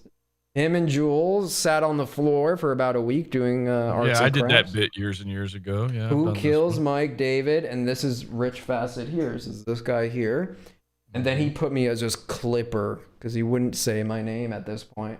Oh, he Voldemorted you. Yeah, Joey Diaz, Anthony Cumia, Sam Tripoli. I thought it was cool though. I mean that he. When was this? Last year? No, this is season 20. So that's what I'm saying. When I was making these videos, his responses to the things I was doing was creating things like this. And people are like, why are you hating on him putting effort into the show? I'm like, I'm not. I'm saying this was kind of cool because the controversy was causing him to put this effort in. And I said that was a good thing. And yeah, there was a crime board of who kills Mike David. And I was able to predict his whole move. And then he was trying to like go back and forth with me. He does this thing I noticed. This is when I pointed this out. I don't know if you've heard it. Where I said, you will say his name and say things about him directly. And then, I don't know if you notice it, but I do. He responds very subversively to let you know he saw it, but he won't let you know that he watched it. So he'll do little tiny things like, remember you told the story about the Dante Nero thing in the suit and returning the suit. Suddenly he comes with a suit on. Or you said the thing about, what was the other thing? There was something else. I'm trying to remember. But he will let you know that he listened. And he'll pretend he didn't see me. So when Mark Harley had him on, he did an impression of Redbar. And I never reached out to Mike and said, oh, watch this, react to it. But all these people were showing it to him. And yeah, he Voldemorted me where he shows me on the screen and he keeps trying to zoom away from me into Mark Harley. And he has a Freudian slip where he goes, I have never seen this before, but I think it's an impression. Like how would you know it's interview? He thought it was just a clip of just Mark Harley. So he tries zooming in on Mark Harley, but because I switched the camera views, it keeps fucking up. So he goes, oh, whoa, whoa. And then he keeps trying to avoid me. And then he just gives in and just shows me for like 2 seconds. But he doesn't mention anything about me. And people are like, probably because he's disgusted by you. I'm like, well, I'm sure he is. But I always love the copes of why someone's too scared to talk about you, to say your name. There should be no reason unless there's some fear of giving attention. Like, if they're not competition and you think you're so much better and everything, then mentioning them should be no big problem. I always say, go watch the people who talk shit, because I want people to see how bad they are. Like, if you don't feel that way, then This You're guy scared. is a nobody. No offense to Rich. He's an open mic stand-up guy who went on Kill Tony once. And he went to this effort to put him on a crime board and pull up his criminal history, by the way. It's a pretty funny story. He trashed a garage and stuff. And then he like corrects the story. He's like, it wasn't a garage. It was a flower house. And he doesn't even remember what happened. He pulled tools off the wall and started smashing it while high on meth, I think, or something. But yeah, Mike pulled up his whole criminal history and everything. And that's a guy who's nobody who just sent an angry message. But can I just ask, why is the ski mask guy doing the gay voice? Like, what is their code for that is it's not an actual gay Redbar fan. He's doing the Summer of Joy character. But why would he be doing gay that guy. in the year of whatever? Like, it's Like isn't 2 that so years much later. I get. Yeah. They claim that the beginning of Redbar, when he does his intro, he's doing the Joy character from 2 years ago, only for the intro. That's the explanation. Where he goes, Imagine "Hi, though everybody." being Mike. Imagine being Mike and hearing Welcome that, to and in Red your Bar. head, you're like, "No, I'm not doing that." So I just sound gay all the time. I didn't even know. That's crazy. I just like to address something real quick in your chat. There's this gay guy, New York Spawn. He's a guy that got really. He's pissed at me because I kicked him out of my Discord for being gay. But I don't know why. He just really lost. For some reason, he thought he belonged. And he says, so it's gay to report something on the internet, but cool to spend hours finding someone's address and job, then call them 100 times to get them fired. Well, I don't know how I call them to get them fired. That doesn't make sense as a sentence or thought, and you are very stupid for saying it. But just to be very clear, yes, that is cool to do. Lead Muffins right here. It says the internet is his job. There's literally no difference. That's what I said before. I would normally never, ever do that to anybody. And again, I very infamously one time, specifically on Facebook, created a system to prevent people from having their jobs taken for them for things they said on Facebook. Okay? It was this thing called Walmart Santa Cruz, where I made a Facebook page for a fake Walmart in Santa Cruz, California. And everybody who shitposted, I said, make this your job on Facebook. And that way, when you're fucking with people, they'll see the phone number on my page. They'll call me and I'll just give them the runaround. And then they'll get so frustrated, they'll leave you alone. I did this for a while. We did a whole episode about it. It was very funny. I hate that sort of thing. However, you know what I hate more? Someone taking from me. Fuck him. And by the way, I would put a gun in his mouth and pull the trigger in front of his children. Do you understand that? This is somebody who wants me dead. If somebody tries to take your job from you, that's an assault. Okay? That's an attempt on my life and on my family's life. I would literally kill this guy in front of his family. And I would use his wife's felon gun to do it. Now, I'm not going to just go to his house and do that. But this guy is putting me in a classic self-defense situation. I don't like using that term, but that's what it is. And he encroached on me first. Sorry. You want to go after my job? Okay. I'm going to make you homeless. Don't care. And I want to see his kids like begging, like little, like 1920s street urchin bums where they've got smudges of dirt on their face, rattling a tin can full of coins, asking for, some Oliver Twist style gruel just to survive. I would love to see his children in a ditch. Ryan Kelley and his big fat wife. I'd love to see them feast on her body and crawl inside her for warmth like a tauntaun.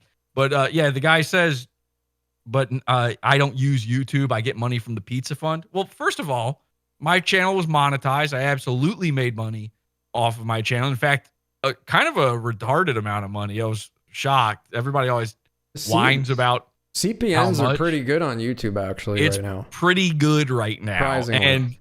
And I got super chats even though I never read them and don't ask for them. I made money off of the channel. You're right. The pizza fund is, 90% of the money I made. You don't even have to explain that. The guy. But the fucked pizza with your fund business. is, I don't know if he's ever gone to the website. He just badly wanted to be in my Discord. But if you go to the website, normally when you try to watch an episode on it, it's an embed from YouTube. So unfortunately now, instead of using the free YouTube channel I had, I'm paying out of pocket. And every time someone watches one of my episodes, it costs me money. So it didn't just take an income source from me. It's actually costing me money instead.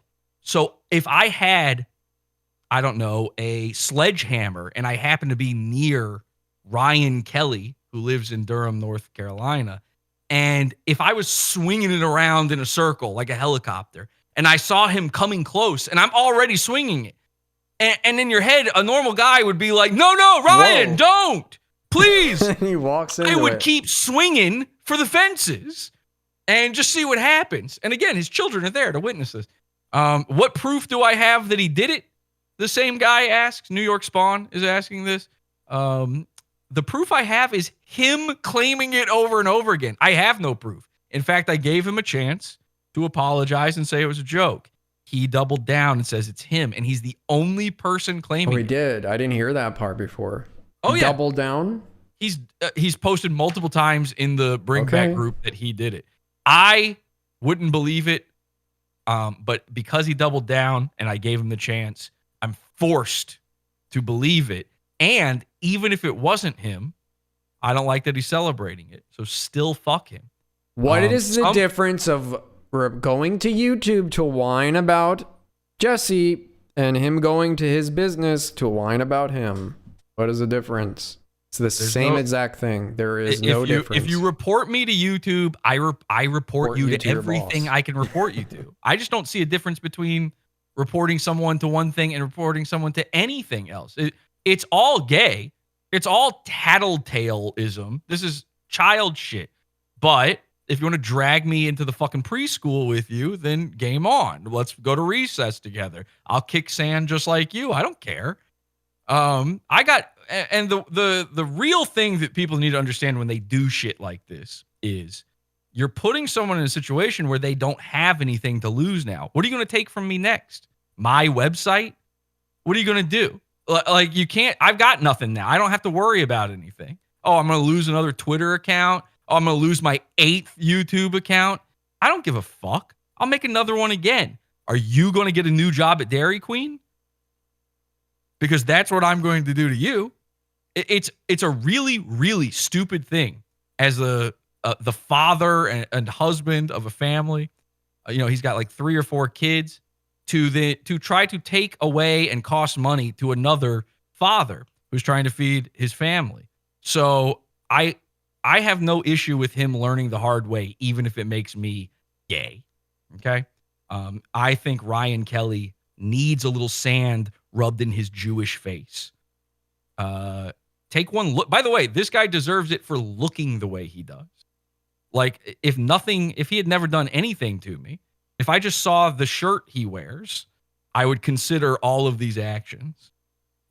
He's a faggot. Yeah, the avatar was too small for me to zoom in on. It's very blurry because I'm not in the group. I just get screenshots. I need to see closer, but I believe you. Yeah. So again, Lossless didn't, he just invited me on here to talk. He's not agree.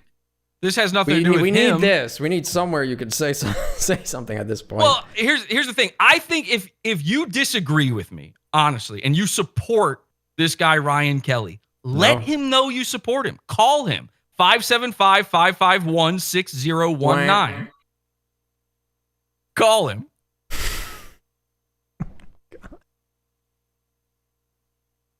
Yes, I don't support what he did. I do not support what he did. And hey, if you're going to double down on it, then you get what you deserve. But I do not support any of this. I'm just platforming the discussion.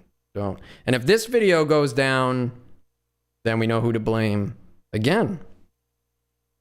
Yeah, I mean, this guy right here. If this video goes down, then it's probably Ryan Kelley, right? If this video goes down, drill? Is that a powered drill? Oh. To Mike's head. Yeah, like this. I'd like to see what that would do. No, I'm just kidding. I don't want any harm to come to the guy in dipes. No, I love Mike. Just Ryan Kelley and his family. We love you, Mike. Just get rid. You got to teach Ryan a lesson. You got to get him out of your group and be like, we do not support this behavior. Otherwise, it reflects on you. That's true. I need a public apology, or else this continues. That's it. Get on the BBG, and then someone will send me a screenshot of you apologizing, and we can put it up on the screen, and then you guys can be friends. And by the way, keep in mind, the reason Redbar continues to use Facebook as a grandpa is because he says that you shouldn't be allowed to be anonymous online. And the reason he thinks you shouldn't be anonymous is because he doesn't think you should be able to get away with shit like what this guy is doing. He has said this on his show multiple times. So the whole way I got all of this guy's info was because he's on Facebook, because he's in the group of a guy who says you shouldn't be allowed to do what he's doing. Thanks, Mike. Honestly, I have to say it.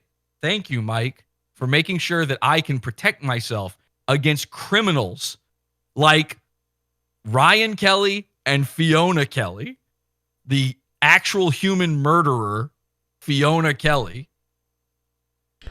I agree. You shouldn't be allowed to be anonymous and do stuff like this. Everybody knows my name.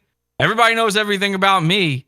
So I'm glad that he's provided me with Mike has provided me with his doxing platform, the BBG, where I can then go and see the members who are willing to celebrate me being, demonetized. Oh yeah, Mike has my name, by the way, and my name has been said on multiple shows. Mike, you have my name, so out there, cares. And I find it very strange. What was the actual reason that, what was the reasoning why the account was taken down? What do you think they utilized report? Well, this is what they do every time. You can just, and this is the stupidest, gayest part of the internet, is especially YouTube. You can go on there and you can just report a video for anything. And so what do? They go on there and report it for everything just to see what sticks. And YouTube is so gay that if it gets enough complaints, it's just going to assume it's real. They don't have enough people. There's not enough manpower to check every report. As a matter of fact, there's not enough manpower to check any report. So it's a robot. So a robot is deciding your fate, not understanding context. It doesn't matter that you're a comedy channel or anything. But even with all of that said, he just reported anything he could report.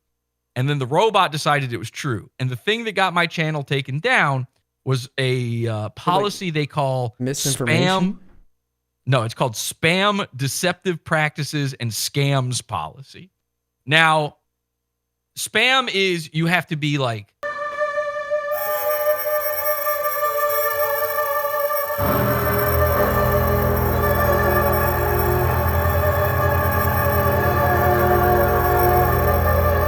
or you're just constantly uploading videos that are there's no actual content in them. Deceptive practices is making a clickbait thumbnail or YouTube title, and then the video's about something completely different. And which, by the way, how crazy is it that there's a rule against clickbait on YouTube? But that's the whole. That's everything. So every video is at stake here. However, none of mine are, because I don't do that. I don't do clickbait. And then the scams part of the policy is if you run a contest, for a sub for subs style thing. You ever see that? Or you'll give $100 to everyone who subscribes to you. Yeah, that's trying to game the system. Which, by the way, Mike David has done. So, these are all obvious things that I did not do. And the only reason I have appealed this decision, obviously, the only reason I haven't even heard back from them yet is because it is the weekend and they just don't do anything over the weekend. So probably there's still a chance you can get it back. Yeah, probably within a few hours I'll hear it. Now, my guess is they will deny my appeal, but you're allowed to continue appealing. And now I know a little bit more about what has happened. I can properly address. The shittiest part is YouTube doesn't tell you, like, they don't give you a video it happened in. They don't give you an example of where this happened because they know that they could be wrong. They've already terminated me. They've already cost me money. They don't want me suing them. And by the way, I don't get any of the money that I made since the last time I cashed out. They just keep it. So they're stealing from me. Yeah. And which is awesome. So they don't tell you what you did wrong. You have to guess. So when you make an appeal, a human does read appeals sometimes. Not all the time, but sometimes. So if you manage to get lucky enough to get a human, you manage to explain what you think is the problem and where they were mistaken well enough, they may give you your channel back. But it's like, it's a long and hard road to try to get that. And I've already been waiting for, 5 days now on that. They say it can take up to 2 business days, but they're not doing shit over the weekend. So, yeah, it's been way too fucking long at this point, obviously. The fact that, by the way, if I get the channel back, that changes nothing. If I win, that changes nothing. This guy still tried to get me taken down, and I've been down for 5 days. That's all, good money making time. So, yeah, I fully plan to ruin this dude's life. And all he has to do to stop it is say, I'm sorry, I was joking. That's it. This guy threatened my life, and I went on his channel, and I left a nice comment, and I just said, hey, if you're going to threaten me, I will put you up on the screen, because he's a creator. It's not some random dude. He's got 452 subscribers. King Nomad, another Redbar fan, threatening to murder me over a diss track that I didn't even do. It's Rich Fassett Redbar diss track. It's the most retarded fucking diss track. Clearly a joke. Imagine seeing my face as the last moment. We're coming, kid. Hardly worth risking a bullet for. This is one of my episodes, Apple Vision Pro, all that bullshit. So yeah, the King Nomad, he wants me dead as well. So this is all reflective of you, Mike. You got one guy reporting channels, taking it down. This guy wants to kill me. Did you hear his music, by the way? No, I didn't. Oh boy. So let me go to King Nomad. You can hear. Because this is a crazy thing about all this shit too. Is like these guys reporting and saying they want you dead and all this. Like you guys all realize you have, like you're a person. You've got a life, and we now know about you, right? And then like reporting a YouTube channel. Redbar's got a YouTube channel. In fact, Redbar seems to have a lot of YouTube channels. A lot of clippers out there that are making money off of this shit. You think Redbar's content is YouTube safe? Do you think if people reported that shit that every channel would survive? Do you think we don't have enough people to report that shit? You now live off of my kindness and nothing else. Like walk slow, and I don't really care. This is a song? This is the guy who threatened to kill me. Yep. I'll be right back.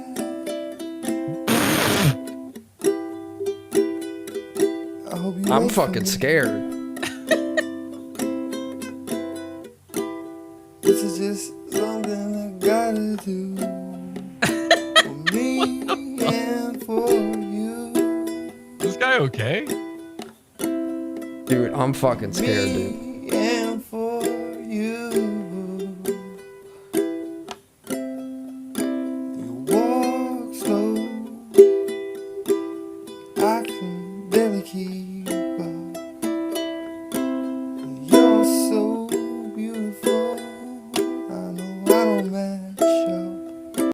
His other song's about burying you in the ground, by the way. I can't hear you. Yeah, 1 second. Yeah, his other song's about burying me or burying someone in the ground. This is the guy. I'm fucking scared. That's scary. Honestly, a guy like this threatens you, that's terrifying. That's a real threat. Yeah. That's not like a joke on the internet. No. Silly. Bury sort me of. at sunset. Look. It's time for letting go. You can't hear it. I have to switch back and forth for you to hear it, but they can hear it. It's fine. I believe you. It's bad. It's We heard bad. it. It's bad. I don't want this guy anywhere near me. We've been beefing up the security ever since I got this threat. Since then, so. I would not even a joke. If this guy threatened me, I would take my own life just to so I wouldn't have to go through the pain of what he's going to do. If I find out he's anywhere near me, I'm gonna shit my pants. That is the music that is inspired by murder. By the way, King Nomad is his name, ironically. No, Nomad. Very mad though. He's on the content move. for your good and bad days. Funny enough, all of his videos are people being negative and going, "Your songs suck, dude. That's weird. Why are you singing? Stop doing it." And I wrote him a nice comment. I said, "That's pretty good. Keep continuing on. Learn your lesson, King Nomad. I hope everything goes well for you." These are a hurt people. These people, they're a strange and ignoble bunch. This is just what you attract when suddenly you make your whole channel about what teens are into. Yep. It's an actually scary situation. I know you're gonna disagree, but I feel like even before, let's talk about even 2 or 3 years ago, I've seen Redbar fans and how they interact mostly. Usually it's supposed to be funny, the content, the comments that they leave, or I don't know. Now this is just psychosis. Like, I'm gonna kill you, and then they're just comments that are like, "You suck, fuck you, you suck, fuck you." Like, even tonight, I'm gonna kill Jesse. I'm gonna kill his family. All that shit. This is like the behavior that people accuse my listeners of doing. right. Like, it's the other way around. Yeah, it's very strange stuff. But anyway, I am going to kill Ryan Kelley. Oh my god. I'm I'm gonna gonna make wake sure up he to this can't feed his video just family. gone, my whole channel gone. It's just kidding. I'm kidding about all of the harm except for where I do. I have a disclaimer. You know what, actually? So this whole Jimmernam saga, he was not only doxing, harassing, threatening the life of another creator. I won't go into the whole story, but they spoke to Team YouTube on Twitter, X, whatever you want to call it. I swear to God. They messaged them and they said, showed all the proof. Look, he's harassing. He put their address, phone number, and name on his stream for like 10 minutes straight. And they sent it to Team YouTube and they said, "Oh, I'm sorry." She called the police too, and the police said the same thing. In his description, there's a disclaimer that says, "Do not harass any of the people covered in this video." And I have that same disclaimer now. They said we can't do anything because he has a disclaimer that says don't harass anybody. I have a disclaimer before every one of my episodes. I've had a disclaimer for years and years and years. I guess in the description they said they saw the lady on the phone. She has a recording of the police operator looking at his channel and going, because it's illegal to dox in California and Arizona now, like law. There's a law about Arizona, huh? Yeah. Yeah, interesting, right? Well, I would put that disclaimer in mind to try to avoid some trouble, but I do want you. my listeners to harass the people I talk about. The lady looked at it live on the police phone call. She's like, "Well, I see in his description it says do not harass anybody featured in this video, so we can't do anything. You have to be in immediate harm." And she's like, "Well, he put my address up and told all of his audience to harass me. Is that not criminal harassment?" And she's like, "No, the disclaimer's there, so nothing we could do." Well, it is a disclaimer. Yeah. He has been disclaimed by himself. That's a tip. And disclaimer, all of this is fake. We love everybody that we cover here. It's all a joke. Jesse's I want to use joking. this disclaimer trick, but I also do want everyone to harass the people I talk about. So yes. But disclaimer, it's all a joke. When it's in this little square and you're hearing that, it's all fake. It's all You know the perfect disclaimer, though, that lets you get away, because that protects you from that stuff. But the one that is really tough is copyright, right?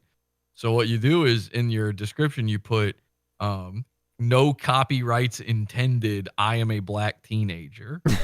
And that solves all of your problems. You're allowed to do anything at that point. Oh, well, see, now people are just taking, yeah. Thomas Daly says, I took Podawful's channel down because I want to make Redbar get better. He's sick. Where is that? I don't even see that in the chat. I didn't see him. Yeah, he was in here earlier. Bill Farb. Oh, damn, you juiced this Yeah, up. nah, he's just saying that because I keep making fun of him in Comedy Shaman's chat for he's got uneven eyes. Do you know what I mean? Like one eye is up above the other on his skull. Like his eye holes in his skull are not aligned. And also he's homeless. And also he was molested as a child. And so I keep saying he's mentally molested and physically homeless, and he's really upset about it. I do remember joining the Discord at one point, and his intro was him like going, ends aren't people. Something like that. Welcome to the Redbar Discord. Ers aren't people. Yeah. Can I even say that? Can you say it? You can say whatever you want. I don't even know what's good on YouTube. Listen, there's a YouTube disclaimer. Sucks. I fucking hate this. Disclaimer, ends are people. Yeah. So now it's okay to say. Do you see the most recent chats there? You see what that says? Okay, Todd. This guy Todd. I'll fight you. Call the police. Well, what's that? I can't read it on the Discord thing here. What's his full name? Because it's backwards. He said I failed to read the name last time. Todd Loranis. TODD space LERANIS. Todd. Okay. Is that like a play on Todd Loranis? Todd Loranis. I don't know if it's one of those names. Blackest of Black. Great show. Happy to be here. Cool. Wow. Thank you. Stribs. Nomadic Tribe. Jonathan Connis. Sounds like you're upset. Redbar has all their bases covered. What? I said this before. I don't know if somebody does something and you can get a public outcry. It doesn't matter if you're on a private website. You saw that whole thing, Jesse, with the Keffels and the Kiwi Farms thing? Yeah. Like, you can have your website taken down, even if it's private, your ISP, True. your landlord, your CDN. I mean, Kiwi Farm still exists, though. That doesn't. Yeah, on some Norwegian fucking back server. Yeah. Sure, but you got to fight it, but you can sort of fight and they're it. not video streaming on that thing either. Like, to have a place to, like, a CDN is something that could absolutely be attacked. So, I mean, nowhere's really safe if people want to be gay enough to, like, have a public outcry over it. Right, which is why I have to protect myself by making sure that Ryan Kelley doesn't have access to a computer anymore. He can't make enough money that he has internet, or else he could be reporting me forever. So I have to how am I going to defend myself if he has access to the internet? New York Spawn says, invite Ryan to the show and talk this out like men. I wouldn't even know how to begin to get Ryan on here. I called Ryan and talked to him directly like a man, and he got real nervous and then just yelled some nonsense about Redbar and hung up on me in fear. Like, Redbar's watching. Yes. Something like that. He sputtered out. He attempted to insult me and sputtered out like this nonsense. He was like, all right, so this is what happened. I was ring, ring, ring, ring. And then I could hear the phone get answered. And I could hear a little girl in the background. So I knew it was him because he's got these little girls. And so he's not saying anything. He doesn't say hello. He's just listening to see who it is calling. He's already scared. He doesn't even know I've got his number. And then I said, hello. And he said, who is this? And I said, hey, Ryan. And he said, who is this? Now confirming he's Ryan. And I said, this is Jesse from Podawful. Didn't hide it. And he goes, Jesse, oh, the worm boy. That's what he came up with. The worm boy. And then he said, yeah, you're stealing. It's copyright infringement from Redbar. Which, like, what? Okay. Well, all right. Then he owes me for fucking 9/11 Crashtacular. And I said, okay, yeah, but why are you reporting me? Were you joking? Can you apologize to? Yeah, get fucked. Redbar's watching. Hang up. He hung up. So I tried to talk to him. I'd love to talk. You know who I'd really love to talk to? Fiona. Bang, bang, bang, bang. But I don't think so. I don't think it's going to happen. You know who I'd really love to talk to? Karen Roth. I don't even know what we're talking about now. Oh, that's his mom. Gorm Vac says, dude, if a guy with a face got me banned for a prank for Mike, game over. I agree. Toddler Oz, I am a real human bin. Brandon Michael, I feel bad that Jesse lost his channel. That's fucked up. Gatbot Show, shout out to Dandelion Gang. Infested Mushroom, he was in the BBG an hour ago. Hey now, Casper, how you? Look at PP, it is in his face. This made me look after getting Podawful terminated. Look at PP, it is his face. The face he made after getting Podawful terminated. Look at PP. Yeah, I don't understand that one either. I don't know. What When's the Fiona X Finger Guns collab gonna drop? Bang bang. Oh man, sooner than she realizes. Okay, this is great. Jesse, I have to go to bed. I'm gonna get killed being up this late, but it was worth it. That was fantastic. A lot of fun, and Ryan, let me know if you get those phone calls for the flat screen TV. I put that on Craigslist, and enjoy the Mormons showing up to your house. That one's coming too. That's a good one. And what are the Mormon visit? What are the other ones? Not the Mormons. What are the other ones? The fucking they knock on your door. The Jehovah's Witnesses. Yeah. Those ones they're too, all gotta coming. get them. All of them are coming. Scientologists as well. Those are good. Those are good. You're too. about to get a lot of deliveries, a lot of people showing up, and it's going to make you. At first, you're going to be uncomfortable. You're going to be scared. You're going to be looking out the window to see. You won't answer the door, and then after a little bit of time, you're going to go like, "Oh, this is feckless. He can't do anything." And then right when you think you're safe, and you start answering the door, and you start accepting the free food and diapers we're sending you, and you see a white van outside, it's time to pack your stuff and move. It's going to be then that I'm at your door, okay? And I know you can't own a gun because of your wife, your fat, dumb, ugly, liberal, queer wife.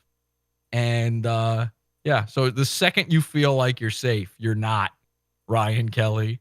Understand that I didn't say I'm going to hurt you. I just said I'm coming. I'm coming to your house for a friendly visit where you apologize to me and I take your children from you. As to help him out. No. Okay, thank you, Jesse. Good night. I appreciate your call, and everybody, happy to be here. Thank you. See ya. Hope this thing is still up by tomorrow. Have a good night. Thank you. Okay, there you go, guys. That was Jesse from Podawful. Holy shit. I don't know if this video is probably going to go down. If this video goes down, you know who to blame. But that was fun. I don't care. Fun. But that was interesting. I was glad we got to talk about some of the Redbar back and forth. Because I was always curious like how that thing started between the two of them. And I tried getting some context from that call that I played last episode. But yeah, that was pretty cool. Thanks to Jesse. I covered my topics, and then I was kind of getting to a point where I was like, I don't have really much else. I was just going to go quick 2 hours. And then, yeah, he juiced the stream at the end of there, and I appreciate it. That's very nice of him. Don't report this video. We need this for posterity. Even if you're angry, don't do that. You don't want me involved. I'm just innocent party platforming the conversation. You don't want me involved. Saw what I did to King Nomad. Did you see that comment I left on his channel? Deadly. King Nomad has been spared. I know you're angry and you want to kill me. It's fine. I'm sorry you feel that way. But we're going to end the show here tonight, and I appreciate everybody who tuned in. What's some game I can play us out? Yeah, don't report. Thank you, Jonathan Contis. Do not report. Jesus, this was crazy. I don't even know what to make of what just happened, but